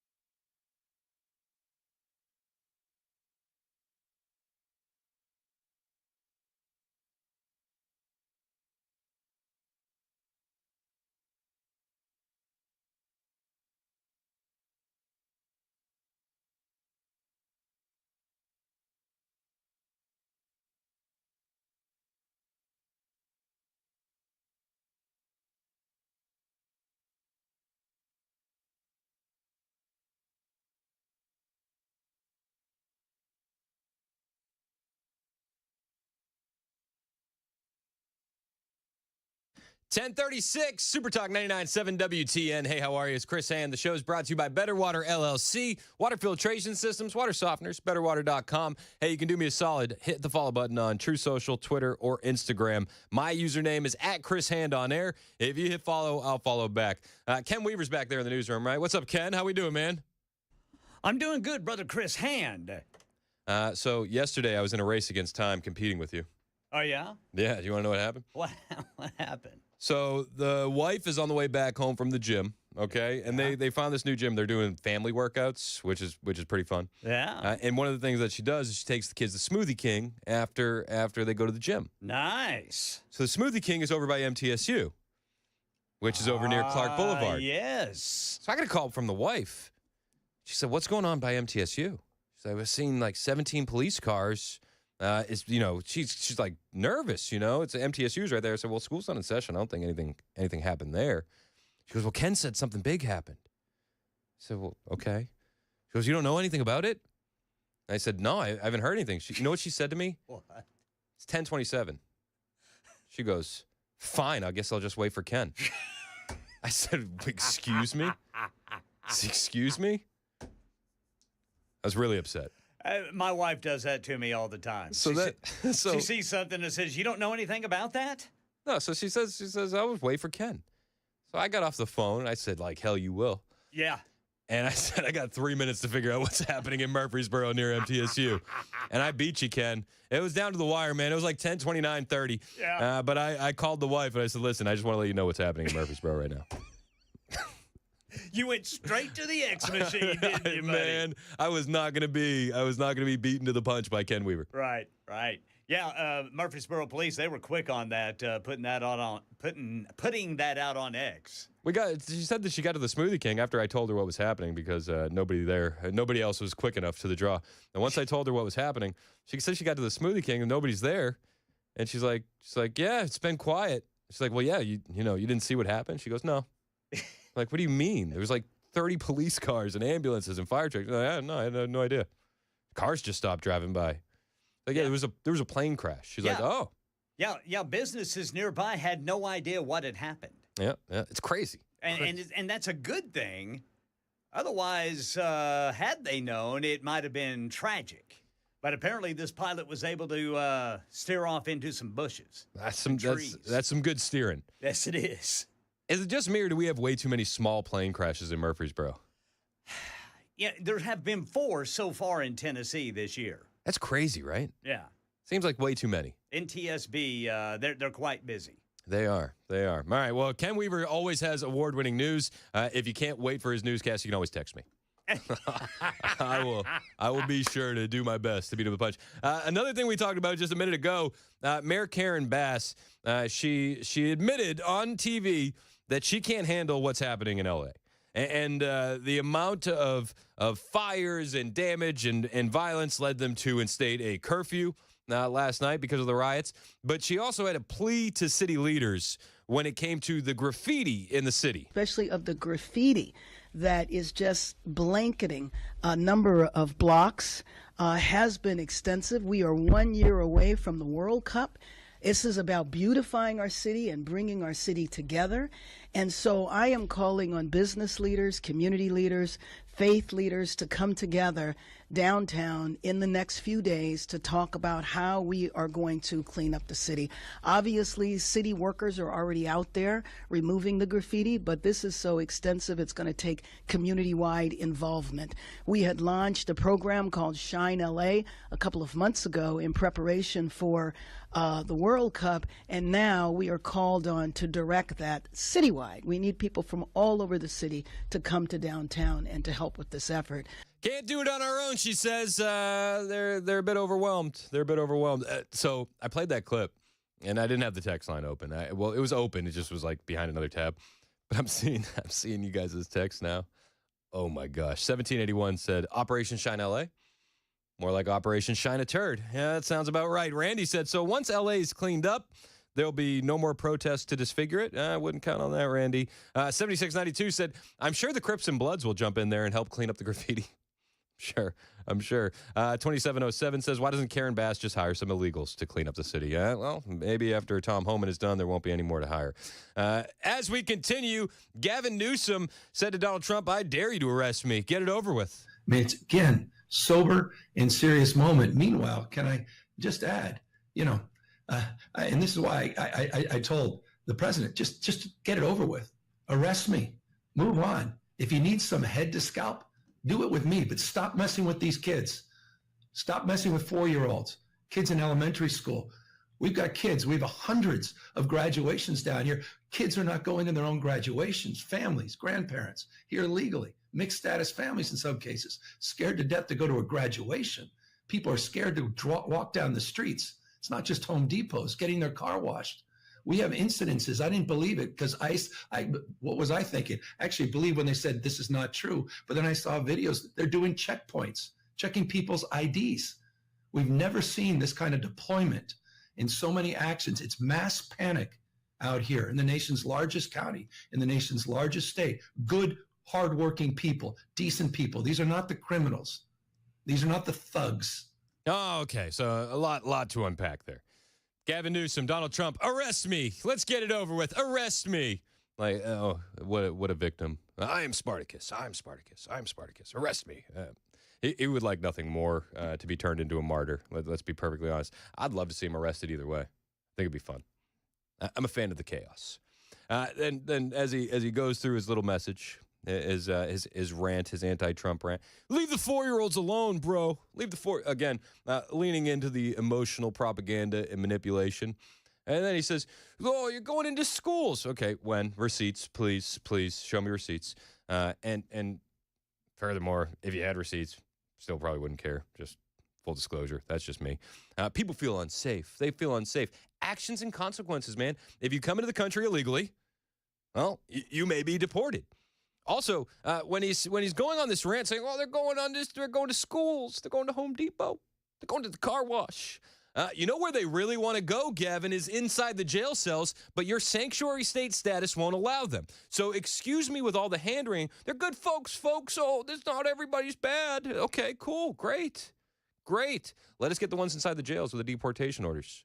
No, they won't do it. It's too good of a talking point to lean into the emotional propaganda and the manipulation. It's too good.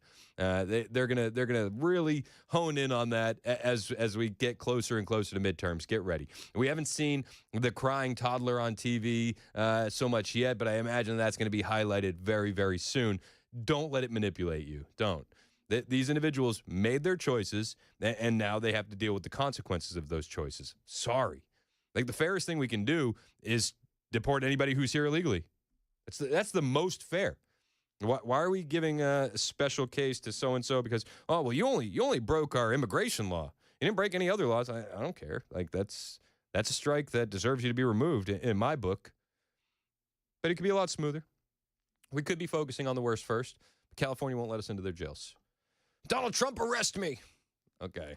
God, chill, bro. Chill. I hope he does, but he wants to be a martyr so damn bad. J.D. Vance sees Gavin Newsom pointing the finger at Donald Trump, and he does what any good dad does, and he says, you got 4 pointing back at you, bud. Look at yourself. Look in the mirror. The problem is you. J.D. Vance posting on X, Gavin Newsom says he didn't have a problem until Trump got involved.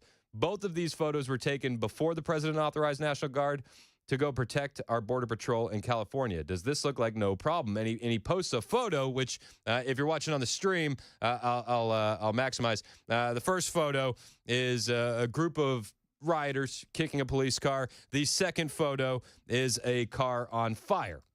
So both of these photos happened before the president authorized National Guard to protect the border, to go out and protect our Border Patrol in California. Does this look like no problem? J.D. Vance continues, Newsom and his stooge, Karen Bass, fomented and encouraged the riots because their entire political movement exists for one purpose, to promote mass migration into our country. It is their reason for being. Democratic leadership has no solution for the economy, for prosperity, or for security. They use their power when they're in the majority to import millions of illegal immigrants, and when they're in opposition, they do everything possible to prevent deportations. Under Newsom's leadership, Medicaid was extended to all illegal aliens in 2024. This means that he elected to take health care from impoverished and disabled Californians to give it to illegal aliens. And now everything is President Trump's fault? Give me a break. If you want to know why illegal aliens flocked to your state, stop accusing Donald Trump and look in the mirror. If you want to know why Border Patrol fear for their lives over enforcing the law, look in the mirror. It was your policies that encouraged mass migration into California, your policies that protected those migrants from common sense law enforcement, your policies that offered massive welfare benefits to reward illegal aliens, and your policies that allowed those illegal aliens and their sympathizers to assault our law enforcement, your policies that allowed Los Angeles to turn into a war zone. You sure as hell had a problem before President Trump came along. The problem is you. Based J.D. Vance posting right there. I don't know how you can say it any better than that. Gavin Newsom obviously disagrees, and he wants you to think Orange Man bad. But it's not just the conservatives who are pointing the finger at Gavin Newsom. Stephen A. Smith took aim at Gavin Newsom as well. Stephen A. Smith, I'm convinced, is a presidential hopeful, and he's probably looking at this, licking his chops, because he knows that as much as this might work for a Democrat audience, it's not going to work for an independent audience or a conservative audience, what Gavin Newsom is trying to do by painting the illegal aliens as victims and by painting himself as a victim and by painting Donald Trump as the evil orange man. So Stephen A. Smith, he gets on his podcast, Stephen A. Smith Show, and he says, Gavin, you are playing right into the hands of Donald Trump. And, you know, for all intents and purposes, a lot of what Stephen A. Smith says here is correct. Why the hell are you playing right into the hands of Donald Trump? Because I got news for you. On this particular issue, as it involves migrants, immigrants, those who are undocumented, dare we say illegal? That's a bit, listen, I'm fully convinced he's going to run for president on the Democrat ticket. And when he says, dare I say illegal? You have to understand, if he gets up on a DNC debate stage and he says something like that, that's going to be a similar moment to Donald Trump calling the Iraq war a mistake. I've made this point a bunch. I think that this guy could be, in the Democrats' eyes, the change candidate that Donald Trump was. I think a lot of the Democrat Party would get behind Stephen A. Smith, but I digress.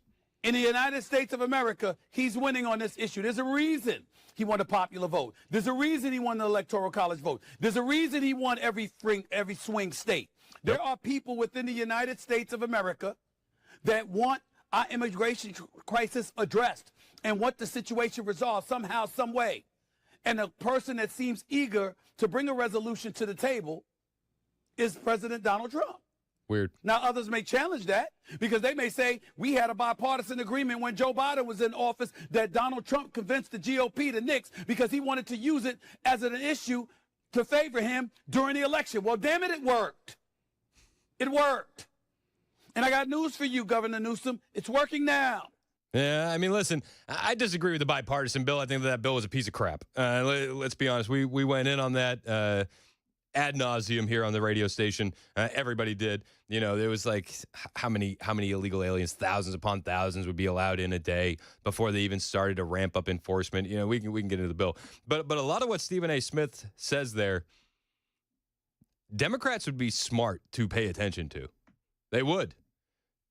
If you learn nothing else, Dems, it's that your strategy right now is not working. And I don't want to interrupt our enemies while they're making a mistake. But going back to the CNN polling that we talked about earlier in the show, Harry Enton pointing out that one of the biggest voting groups that's swinging towards the conservatives in the GOP right now are legal immigrants.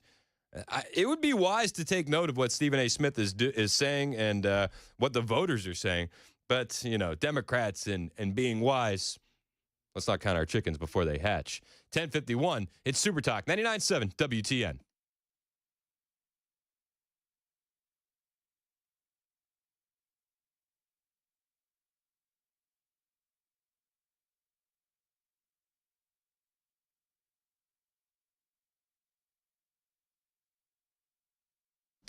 Hey, what's up? It's Chris Hand here from my friends at the Glock store, and I got a deal so hot it's going to make your trigger finger tingle. Yes, listen to this. We're going to talk about Glocks. That's what we talk about at the Glock store. I'm not a gun guru. I'm not going to pretend to be a gun guru, but I do know Glocks are the gold standard. I understand how popular they are and why they're so popular. Top-notch quality without breaking the bank. Now, sure, you could always grab a cheaper handgun, but why settle when you can't beat a Glock for the price. Normally, a Glock will run you around $600. And that's some serious cash, but it's worth it. I'm telling you, it's worth it.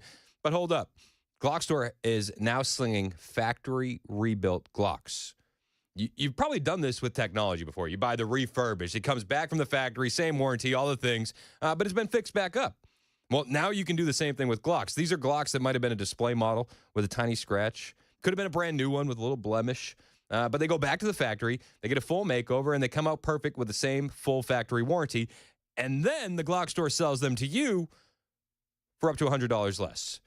That's $100 that you can then use towards ammo, accessories, or maybe even a victory burger. Swing by the Glock Store, just minutes from the airport, or hit up glockstore.com and type in the search bar, factory rebuilt. If it looks the same, shoots the same, feels the same, why pay more?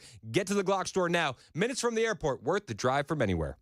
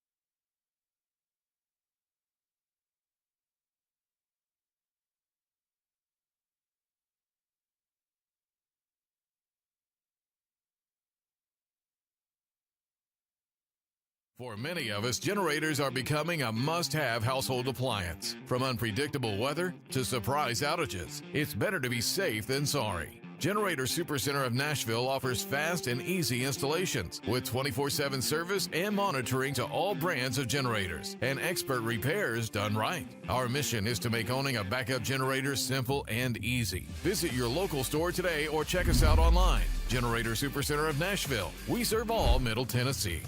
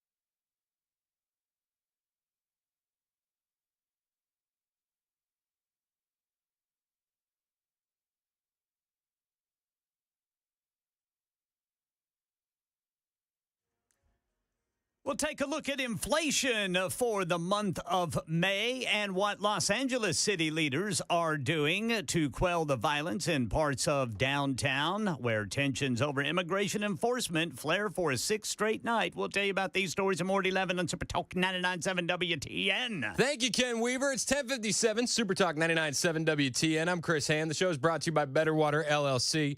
Water filtration systems, water softeners, betterwater.com. Did you hear the dispute between Donald Trump and Gavin Newsom over the phone call? Trump said that he called Gavin Newsom when the riots were kicking off. Gavin Newsom said, no, you didn't. He posted a tweet. I forget, I don't even know where Donald Trump mentioned that he tried to call Gavin. I don't know how it really kicked off, but I do know that Gavin Newsom posted a tweet, and he says, there was no call, not even a voicemail. Americans should be alarmed that a president deploying Marines onto our streets doesn't even know who he's talking to. And this went down, and everybody's like, wait, what? What? And Donald Trump reached out to John Roberts over at Fox News and sent him a screenshot. He sent the receipts. To show that he called Gavin Newsom and spent 16 minutes on the phone with him, proving that Gavin Newsom is a lousy, awful, no good liar. Donald Trump was asked about this yesterday. He was getting off Air Force One, going to Air Force One, somewhere in between. He's on the tarmac. And I think it was Peter Doocy brought up the phone call between Gavin Newsom and Donald Trump and the subsequent denial from Gavin Newsom that a phone call ever happened.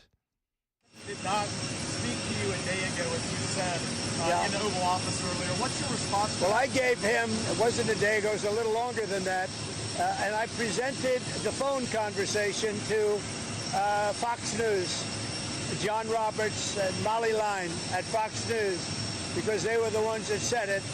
And we actually spent 16-point-something minutes on the phone, and I told him he's got to get his act together because you're going to have some bad times in Los Angeles if he doesn't.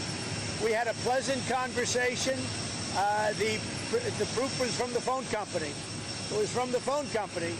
So I spoke to him at a certain time. I'm sure you all saw it. You saw it. Well, why would you ask me that question if you saw it? You know, I mean, he asked me a question, and then he says, yeah, I saw that you spoke to him. Yeah, I spoke to him for over 16 minutes.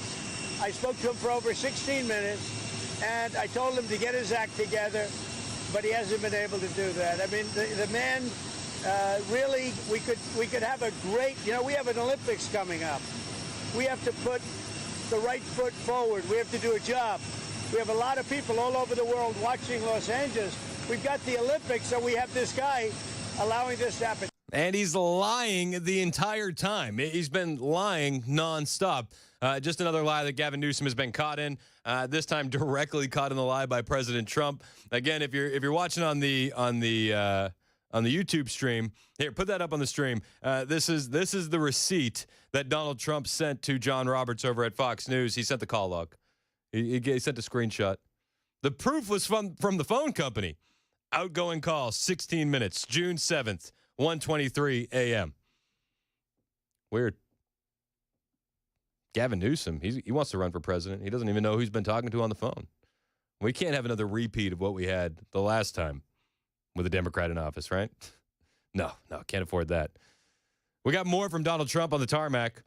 He was talking about deploying the National Guard, talking about deploying the Marines, talking about why he didn't wait this time. We'll discuss that when we get back. 11:01, Super Talk, 99.7 WTN.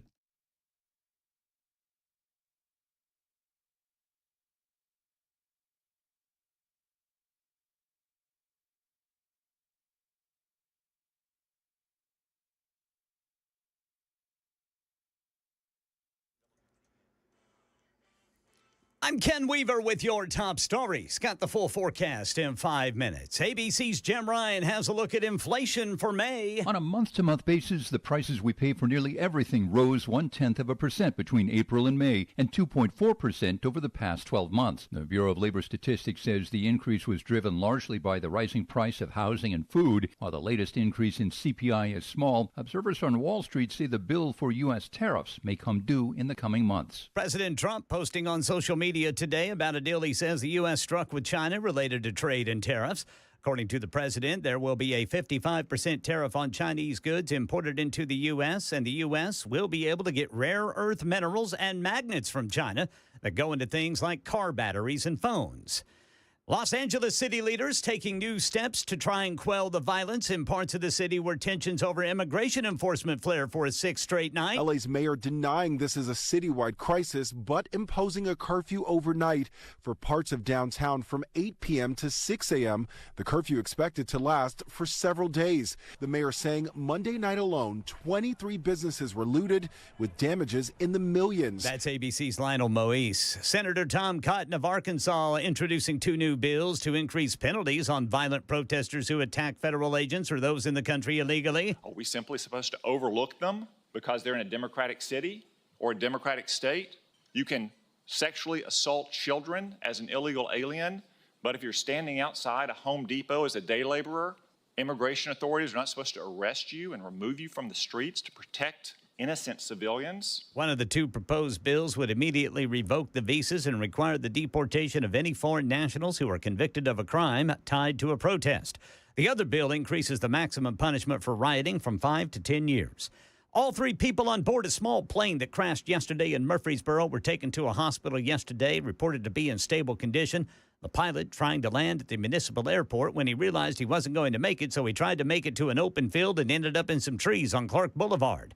Some people working nearby didn't realize what was happening. She didn't think it was supposed to storm today. And when she came out, we had said, "Did you hear what happened? You know, the plane crashed." And she was like, "Oh, the one in Tullahoma from a couple days ago." And we were like, "No, like behind us right now." That plane likely took off from Douglas, Georgia, but it's not clear what its intended destination was.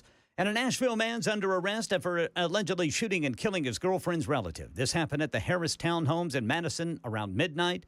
Police say the girlfriend called relatives for help during a fight with her boyfriend. When they arrived, the boyfriend began arguing with the woman's cousin. The cousin was shot and killed. The boyfriend stayed on the scene. That's the latest news. Weather's next. I'm Ken Weaver, WTN News.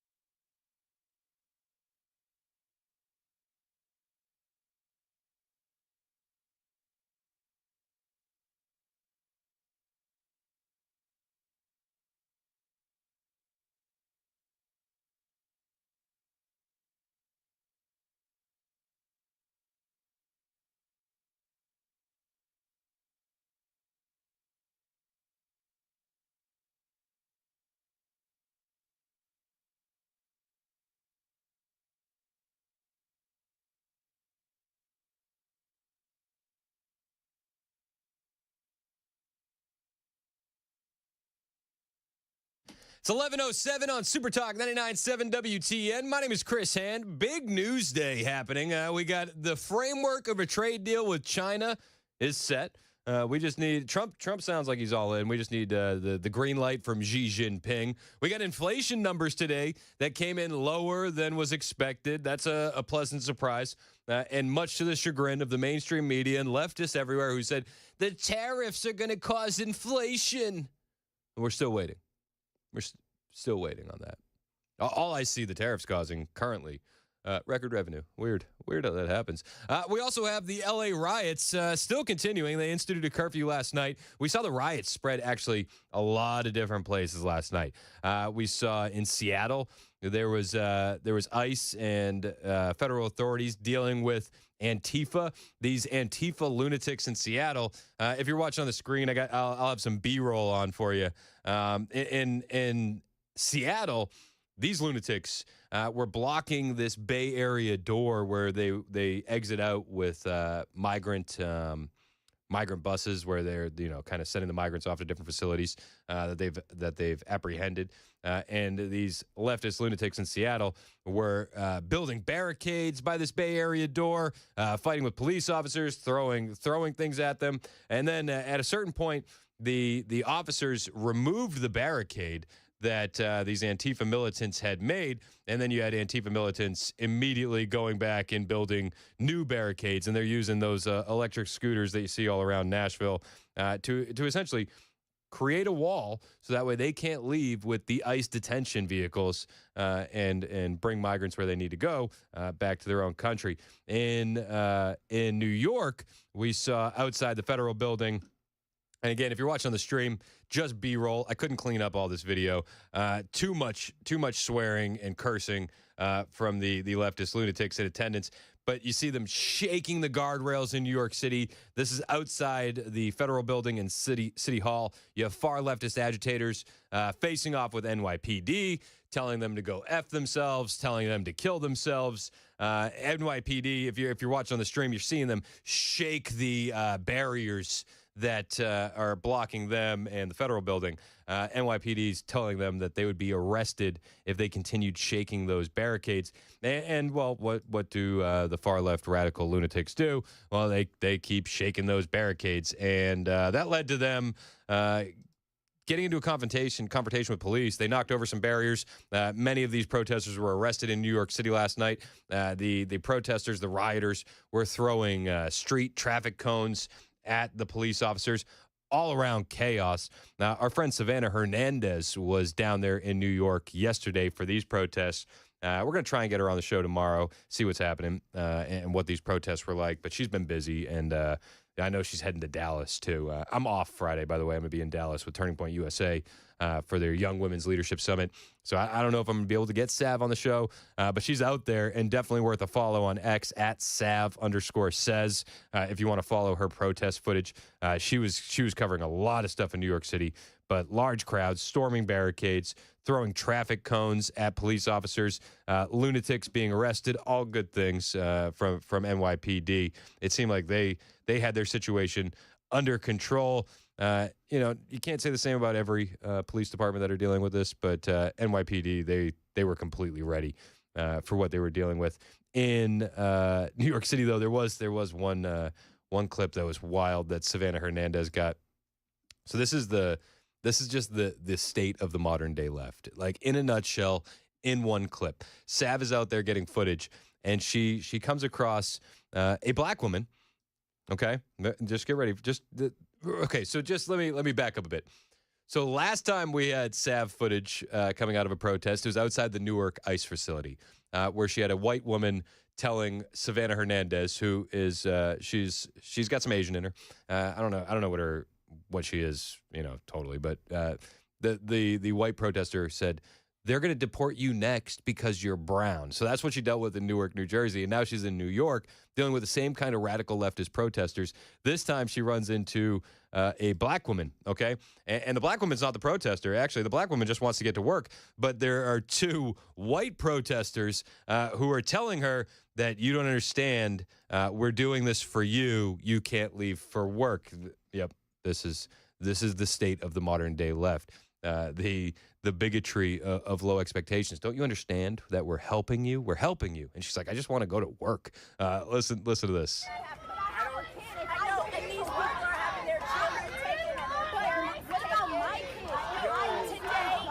So I know it's tough to hear. Okay, the white protester says you don't understand. These people are having their children taken from them. To which the black woman says, "What about my children? I need to get to work." And the white protester looked at her and said, "Not today." Look at this. That's what happens to my kids. I can't help it. But you can if you could just move off the way. You're not going to. How is this a peaceful protest if there's no peace? No, it's not. This is peace, the protester says. How do you feel about stopping a black woman from going to work? Oh, no, not work. I care so much. So you don't care about stopping black people from going to work? Look at this line that you guys are causing. So how do you feel as a white person stopping a black woman from going to work? Yeah, so this is the state. White liberals, man. White liberals, right? The worst. Savannah Hernandez doing good coverage out there in New York City. We also saw Atlanta, anti-ICE raids spread to Atlanta. Police were pretty quick in handling that. Some reports I saw that they quelched some riots in about 25 minutes. Other areas of the city, they were launching tear gas to, and I quote, retake control of a chicken restaurant. Classic Atlanta. But that's what they got. And in Chicago, there were ICE protests as well. And in Chicago, we saw a scene that I'm surprised we don't see more often. And, listen, I don't want anybody to get hurt. I don't want anybody to lose their lives, but I understand the frustration in this situation. You have the Loop in downtown Chicago, and the streets are being blocked by protesters. And one guy says, enough is enough, and he drives his car through the protesters. Now, he doesn't run anybody over. By the grace of God, nobody was injured that I know of, nobody hurt. But this guy just had enough, and he said, no, you're not going to stop me. I'm going to continue on. And if you're watching on the stream, you'll see the video of this guy who has just had enough of this garbage and keeps driving through the protest. Now, he's chased down by Antifa members. This is dangerous to do, mind you. There was a guy in L.A. who did this.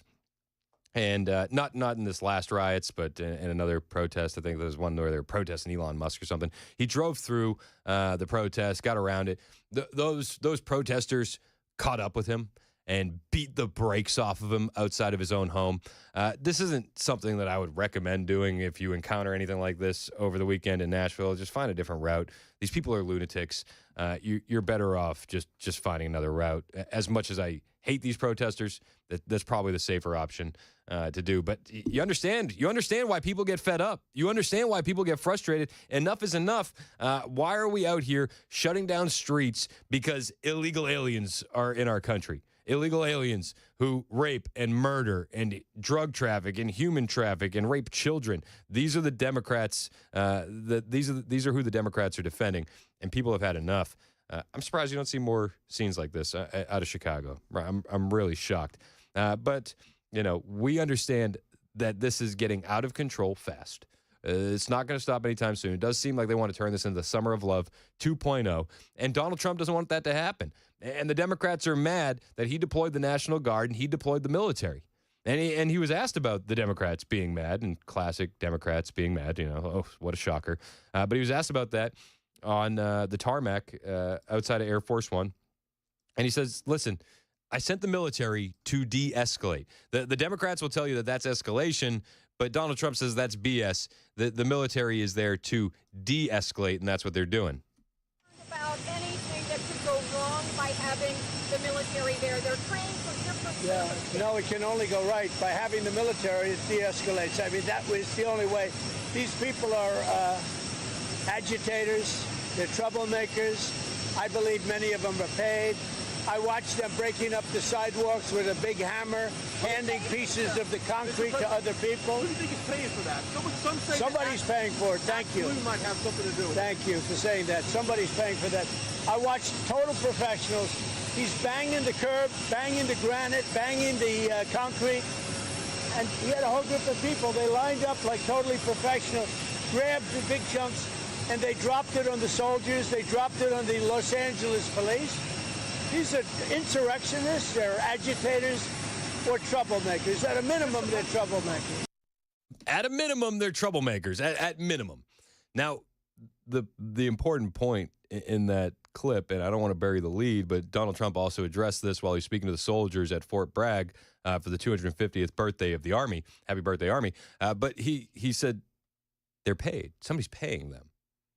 Now, in his speech at Fort Bragg, he expanded upon that, and he said that he's asked Pam Bondi to investigate.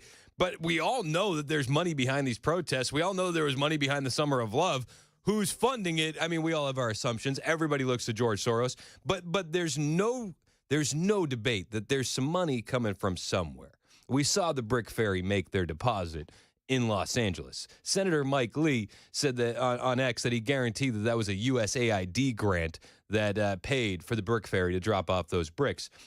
You have the clear examples of individuals showing up in trucks, dropping off really expensive gas masks. That was caught on a local Fox affiliate in Los Angeles. Just local news, accidentally catching it on the live stream. This guy showing up with $60, $65 gas masks for protesters. They're coordinated. They're organized. Yes, I'm pretty sure that they are being paid to do this. Now, a lot of people will send the Craigslist ads and they'll say, look at this. And you know, those are hard to verify. I could make a Craigslist ad in about 15 minutes and less, right? And then I could post it online and I could be like, look, they're hiring paid agitators for the protest that's happening at Bicentennial Mall on Friday and Saturday. Look, it's so easy to do. It's hard to confirm whether it's real or not. I would think that they're not using Craigslist, but I could be wrong. But I don't doubt that these agitators, these insurrectionists, these rioters, protesters, tomato, I don't doubt that they're being paid. Donald Trump doesn't doubt that either. Pam Bondi is going to be investigating that. I hope we see something out of it. Now, Nancy Pelosi was spotted. And Nancy Pelosi said, listen, a lot of what you're seeing is just the exuberance of the moment. It's not paid agitators. These are people who are just caught up in the moment and are exuberant when it comes to rioting. And then you tell me when you hear her. She's drunk, right? This is this was recorded yesterday at 8:30 a.m. Central. So I feel like that's plenty of time for Nancy Pelosi to tie one on. But she sounded drunk, and she wanted to highlight the exuberance of the rioters. And I say this as a former party chair, when there is a large gathering of people, the anarchists see it as an opportunity and they move in. So always have to be careful whether you see a burned car or broken window or whatever it is. It may be the exuberance of the moment, but it may be the anarchist setting in. No, it might be anarchists. It might be. Could also be the exuberance of the moment. The Democrats are leaning heavy on the exuberance of the moment side of things. We're leaning more on the anarchist side of things. Donald Trump had some more to say on that tarmac, and one congressional rep says that he should be impeached over deploying the National Guard. He has good reason to deploy the National Guard, and I'll bring you that reason that Donald Trump brought to the table when we get back. It's 11:21, Super Talk 99.7 WTN.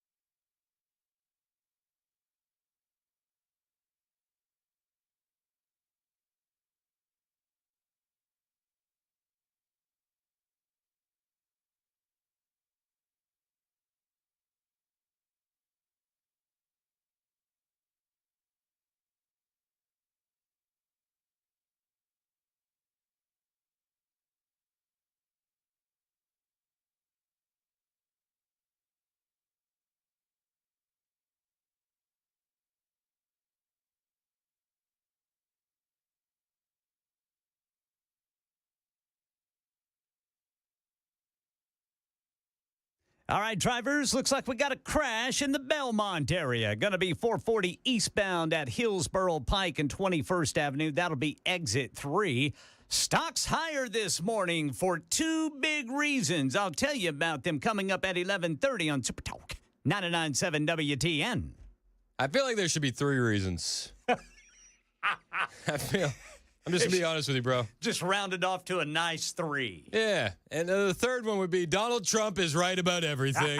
That's where I would go. And POTUS was right about what happened in L.A. He was right to send in the military. He was right to send in the National Guard. And he was talking about that yesterday on the tarmac, deploying the military, deploying the National Guard, and why he wants to do it. He says, I just want to see peace.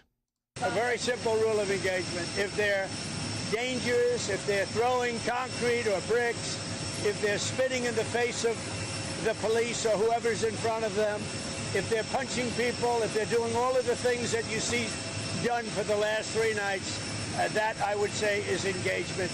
We need to keep our city straight. I want to save Los Angeles. And Newsom is totally incompetent. He's right. Not gonna do it. Look at the fires he had. Yep. He had fires where half the city, it seems, burned down. What was it, 25,000 houses, all because he wouldn't take water. I released the water from the Pacific Northwest, and it came down millions of gallons a day. And it's right there right now. They'd like to send it back. There's something wrong with these people. Yep. All I want in terms of engagement, I just want to see peace. If there's peace, we get out. If there's even a chance of no peace, we stay there until there's peace. And a lot of people are being arrested. The rioters, or whatever you want to call them, they better know a lot of people are being arrested. They're going to be in jail for a long time. He just wants peace, and the rioters are being arrested, and they're going to be in jail a long time, and I agree with that. I mean, listen, if L.A. doesn't want to prosecute them, they will be prosecuted federally, and we're seeing that happening in real time. I know Joan covered it in her newscast. Ken's probably covering it in his. The guy that was throwing rocks, you say get him, DOJ says got him. He's in custody. He was on the FBI's most wanted list, but now they have him. These guys aren't playing around. They're not. And I think that you can point to Donald Trump learning from the mistakes of the past. Now, a lot of people want to point to January 6th. Oh, he didn't send in the National Guard on January 6th. That's BS. That is complete BS. Not only did he want to send in the National Guard, he asked over and over, and he was denied by Mayor Bowser and Nancy Pelosi. So he's not going to make that mistake again. Remember Minneapolis? We all remember Minneapolis. 7 days. Took Tim Walz 7 days to send in the National Guard. Donald Trump was waiting. Said, all I need is that governor's authority, and I'll send him in, I'll send him in, I'll send him in. It never came. So now he looks at Los Angeles, and he says, I'm not waiting. I'm not waiting for these losers. They wait too long, and then it gets blamed on who? Well, it gets blamed on Donald Trump, just like it's getting blamed on Donald Trump right now. But he said, he brought up Minneapolis while he was on the tarmac, and he's like, guys, I waited then, and look what happened. Look at what happened in Minneapolis. And just, a lot of people are putting a price tag on what it costs to have the National Guard and the military in California right now. They're saying it's around $134 million, right, for National Guard. I would just put this into perspective. They estimated to rebuild Lake Street in Minneapolis, it would cost $250 million. Okay, right. So you're saving money. You're saving money by not having to rebuild and not letting these rioters and lunatics and Antifa members burn down the city. But Donald Trump essentially makes that point when talking about Minneapolis and waiting to react in Minneapolis for the governor and why he's not making that same mistake twice with California. I called in the military in Minneapolis, but it was 7 days. I waited for this guy, the same guy that ran for vice president, who's a very dumb person. He's a low IQ individual, like many Democrats are. He's not wrong. He's not wrong. And Gavin Newsom will point the finger at Trump. Trump. Okay, let us in the jails. None of this would ever have to happen. I mean, it's just so simple. Have you seen the images of some of the rioters out there, their ankle monitors? Yeah. They got the house arrest bracelets. It's wild. It's wild. So they're either illegal aliens or they're on house arrest, and they're just doing their thing. Classic. It's Trump's fault, though. They should know that those monitors are going to come up in the vicinity of where all the damage is being done. You're not wrong. They're going to track You're not wrong. them right down. course, there'll be some lawsuit. A federal judge will be like, you can't share that data with the federal government. That's what's wait for it. Wait for it. Hey, up next, everyone's favorite segment of the day is coming to you. It's the lightning round. And we got a lot of stories to cover. Any last-minute hot takes about anything we've talked about, anything we didn't talk about, 615-737-9986 if you want to be a part of the lightning round. And I got a bunch of fantastic stories to bring to you. Elon Musk, he's apologizing. Rep. Monica MacGyver indicted. All that and more on the way in the lightning round right here on Super Talk 99.7 WTN.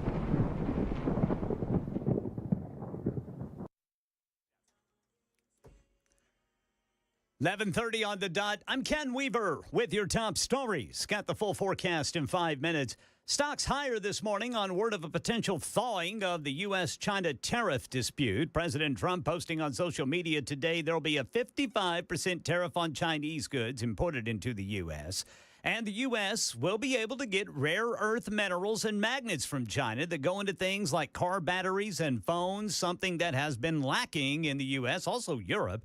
ABC's Britt Clannett says the deal is still pending approval in China. We haven't heard China respond to Trump's comments yet, but it is late in the evening here. China was hoping for an easing of U.S. export controls on semiconductors, AI chips, things like jet engine tech, and it's really unclear at this stage what they actually have agreed to at this point. The other reason stocks pushed higher today, a softer than expected report on inflation. ABC's Jim Ryan has a look at the latest consumer price index. Economists polled by the Dow Jones were anticipating a 0.2% rise in the CPI for May. The actual number came in at half that. Deeper into the numbers, egg prices last month were down 7.5% from April, but are still 41% higher than last year at this time. New from Los Angeles, the Department of Homeland Security telling Fox News a previously deported illegal alien from Mexico has been arrested and charged with attempted murder.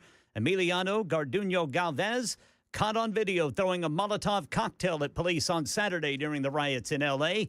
He has prior arrests in California for DUI and grand theft. And Nashville's main public library closed until at least Sunday after that parking garage fire early yesterday that led to the partial collapse of the structure. It trapped a lot of people's cars inside. This man spoke to Channel 4. People are upset, but there's nothing you can do. It is what it is, and so you can't get mad. You just got to wait. So far, structural engineers have not said it's safe to go inside, so all the entrances have been blocked off. That's the latest news. Weather's next. I'm Ken Weaver, WTN News.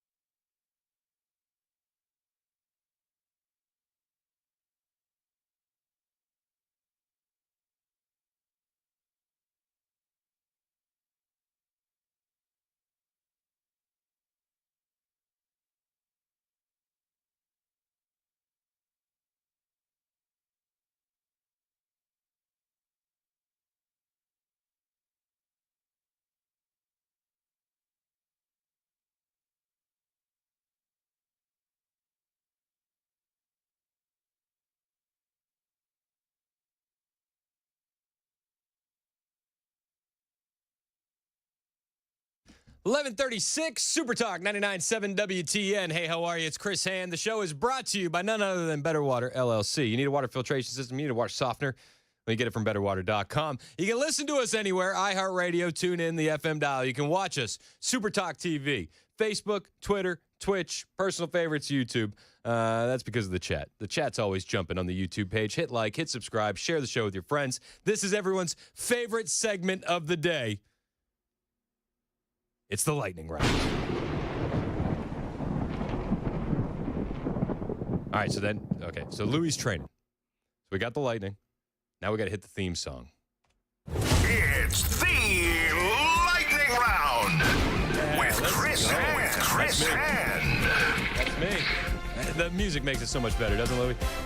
Louis knows. Ken knows. That's the way to go, brother Louis. All right, so I was going to lead with one story, but as I'm talking about the esteemed YouTube chat, I don't want to bury the lead. Yeah. The conversation in the YouTube chat has been really circling around one award-winning radio news anchor, Ken Weaver. Oh? People are saying you look dapper today, dude. Really? Quite a few people. There's like, Ken lose some weight? Ken's looking good. Multiple people in the chat saying Ken looks great. Well, thank you. Thank you. I didn't say it. Guess what else I got, brother Chris? What do you got? Check it out, man. Oh, those are some nice shades, Jack. That's what I was getting ready to say. For some reason, I've been calling everybody Jack. I love it. I've been threatening to take them out back. Woo! And then I just stroll away. So Anyway. You only get these kind of stories in the lightning round. So the lightning round. There it is. All right, first real story of the lightning round. You do look dapper, Ken. Well, thank you, brother. He always does. I appreciate it. Award-winning and just handsome as all get out. Ken Weaver. Checks in the mail. WTN News. All right, so Monica MacGyver, we've heard about Monica MacGyver a lot. You know, she was the one that was trying out for the Tennessee Titans offensive line. That failed, so she went into Congress. So we have video. If you're watching on the stream, you'll see the B-roll of her mugging and clubbing at ICE agents and really throwing that weight around, a lot of weight, and doing her thing. Well, it's been handed down. She's been officially indicted. Oh, let's go. She has been indicted for forcibly impeding and interfering with federal officers at Newark's Delaney Hall. MacGyver forcibly impeded and interfered with federal officers as they attempted to arrest an individual outside Delaney Hall Federal Immigration Facility. Oh, LaMonica. Who's going to put money on your books? Do you think the Democrat Party works like a street gang where they're like, we'll take care of you. Then when you're in jail, they forget about you? Sure. Or do you think the people who are going to put money on her books? She faces up to 17 years in prison. Now, I made the comment a couple weeks ago where I said, I don't know if prison's the right thing. I don't want the Democrat Party to make a martyr out of her. I changed my mind. I completely did. Now I'm like, I'll be honest with you. I was like, maybe I was taking the high road that day. Gavin's going to elbow her out of the way for that role, man. But they're going to be scrambling to the top for that one. Now that they're talking about 17 years, I'm like, okay, I'm in. You had me at 17. Yeah, I'm in. A couple weeks back, I was like, we shouldn't make her a martyr. Now I'm like, ask her it. After everything the Democrats are doing, I don't know if making Monica MacGyver a martyr is going to hurt us. You know what I mean? So I hope that she gets all 17 years. That's one story in the lightning round. There it is. Before I go any further, what do you think Buck Obama is going to do about Monica MacGyver? Do you remember what he said back a couple weeks back when she was arrested for those elbows and the pushing and the shoving? What happens if they were to go and arrest these members, or if they would try to sanction them here in the House of Representatives? They'll find out. What would you do? What recourse? But doesn't that broach a... They'll find out. I'm waiting. I'm eager to find out. You're facing 17 years. We're gonna find out. Doesn't that go across? That's a red line. What's the red line, though? I know we have the... It's a red line. It's very clear. They know better than to go down that road, and it's been... Well, we went down the road. Roads, we're at the end of the road. She faces 17 years. She's been officially indicted. Good. That's good news. We like to share good news occasionally. Monica MacGyver being indicted. Here's another story in the lightning round. Operation Take Back America in just 2 weeks in June. Operation Take Back America, ICE enforcement has nabbed over 1,100 illegal aliens. They've been charged, and that's just in the second week of June alone. This is continuing out. Donald Trump has commented on this. Many news organizations have commented on this, that they're going to be expanding ICE operations across America. Seattle, Chicago, New York City, Philadelphia, Northern Virginia. Good. Wish Nashville was on the list, closer to the top. But, we get what we get. Second week of June, Operation Take Back America nabbed 1,150 illegal aliens, and they have been charged with crimes related to immigration. Second week of June, 1,150. This is a good start. It's a good start. We need more. But let's celebrate the wins when we get them. This is a win. Most of the individuals that were pinched in these Operation Take Back enforcement operations had prior felonies: narcotics, violent crime, immigration crimes, and more. You're talking about murderers. You're talking about rapists. You're talking about gang members. So they're getting the worst off the street. We're here for it. The DOJ went on to cite other cases, saying that there were 410 filed in the Western District of Texas. In the District of Arizona, there were charges brought against 199 foreign nationals charged with immigration-related crimes, 74 cases in which aliens illegally re-entered the United States, and the United States also charged 104 aliens for illegally entering the United States. In its ongoing effort to deter unlawful immigration, the United States filed 18 cases against 20 individuals responsible for smuggling illegal aliens into the District of Arizona. The press release said Southern District of California, 131 cases brought, and in the District of New Mexico, 211 criminal charges were made against illegal aliens for border security as well as other matters. Operation Take Back America was kicked off in March, and it is still going strong. I hope they get more. Lightning round continues. Remember that terror attack in Boulder? The one the media swept under the rug as quickly as humanly possible. The lunatic with the Molotov cocktails. The one that, it was Jamie Raskin, right? Jamie Raskin wanted to make the conversation about gun control, but this was the terrorist who couldn't get a gun because of the laws on the books. That guy. Well, there was a resolution to condemn the terror attack. Now, personally, listen, I think some of these resolutions and the censuring and stuff that Congress does is stupid. I just do. But it does give you mask-off moments, right? And those moments come because the Democrats are too stupid to realize that they're in a mask-off moment. So they bring in this resolution. It's going to condemn the Boulder terror attack, and 113 House Democrats oppose the resolution. I don't understand why. You're condemning a terror attack. You look kind of dumb for opposing it. I'll just be perfectly honest with you. I think the whole process is dumb. I think it's a waste of time. It's a waste of taxpayer money. But 113 Democrats, they just expose themselves for who they are, a pro-terrorist bunch of anti-American lunatics.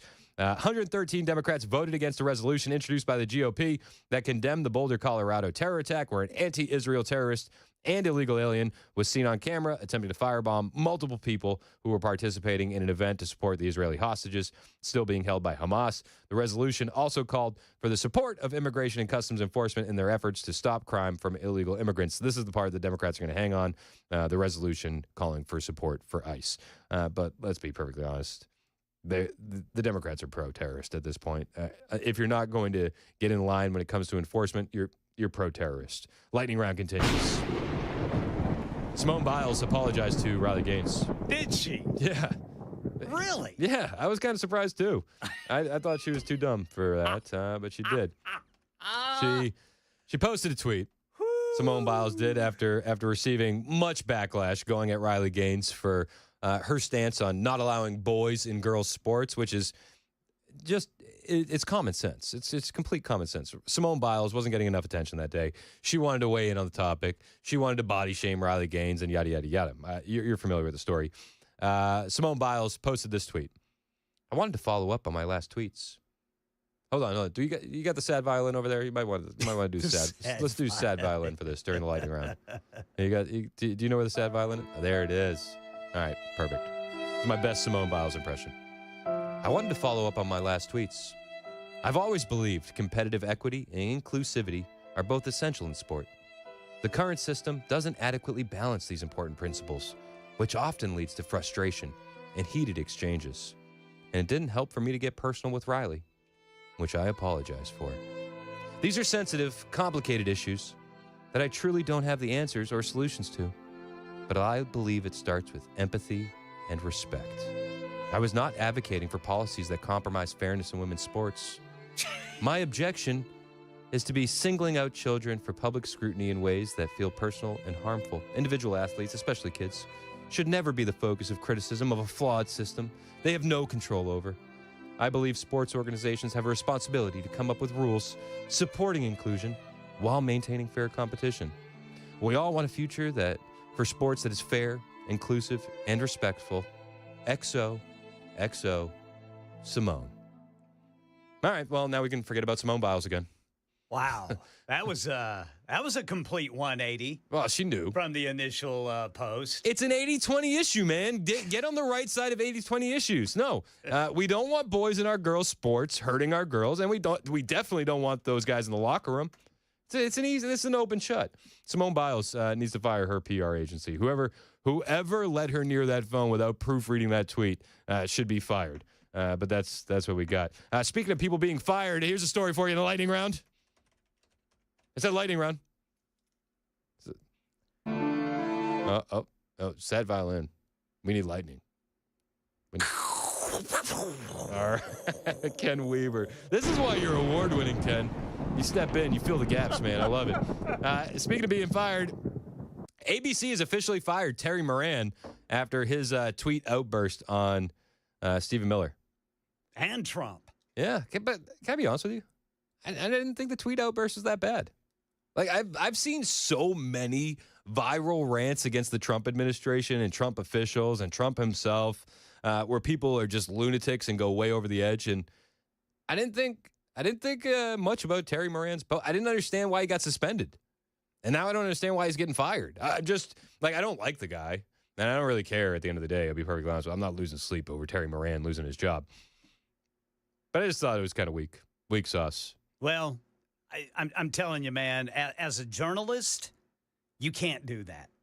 Really? You cannot do that, especially whenever you just did a one-on-one interview with one of the newsmakers, the most powerful person in the world, and then you start slamming them like this. That projects badly on your entire organization. And in fact, there were reports of a lot of his coworkers that were upset with him. Really? For doing that. I guess maybe my issue is I'm not looking at him as a journalist. I'm looking at him as a propagandist. Well, that's the thing. Now it's confirmed. Yeah. Yeah. No, you're right. Maybe he deserves it. I just look at that whole network as a bunch of losers that hate Trump, and I don't think anything that he said in the I do. I don't think anything he said in the tweet is anything that these guys don't think or say privately, you know? And when you look at the tweet, it was like there was no curse words really, like calling people world-class haters. Like, it was kind of cheesy at the end of the day. Like, I just didn't. It was for a lack of a better term, it was a classy condemnation. It was kind of cringe. There was a lot of cringe in the tweet. Well, Terry Moran. Too much cringe for ABC. He'll land over at MSNBC. Yeah, he probably will. CNN somewhere. Somebody will pick him up. He's a better choice than who they have over at MSNBC. He could probably do better ratings and numbers than Jen Psaki. Like, it'd just be the guy that Trump got fired. But can he circle back? This is true. All right, that does it for today's edition of the Lightning Round. I hope that you had as much fun as I did. We're going to get a good sponsor for the Lightning Round. I feel it in my bones. Sooner or later, the Lightning Round is going to be sponsored. People love lightning. And then the haters will tell you it's thunder. Don't believe them. It's 11:51. Super Talk, 99.7 WTN.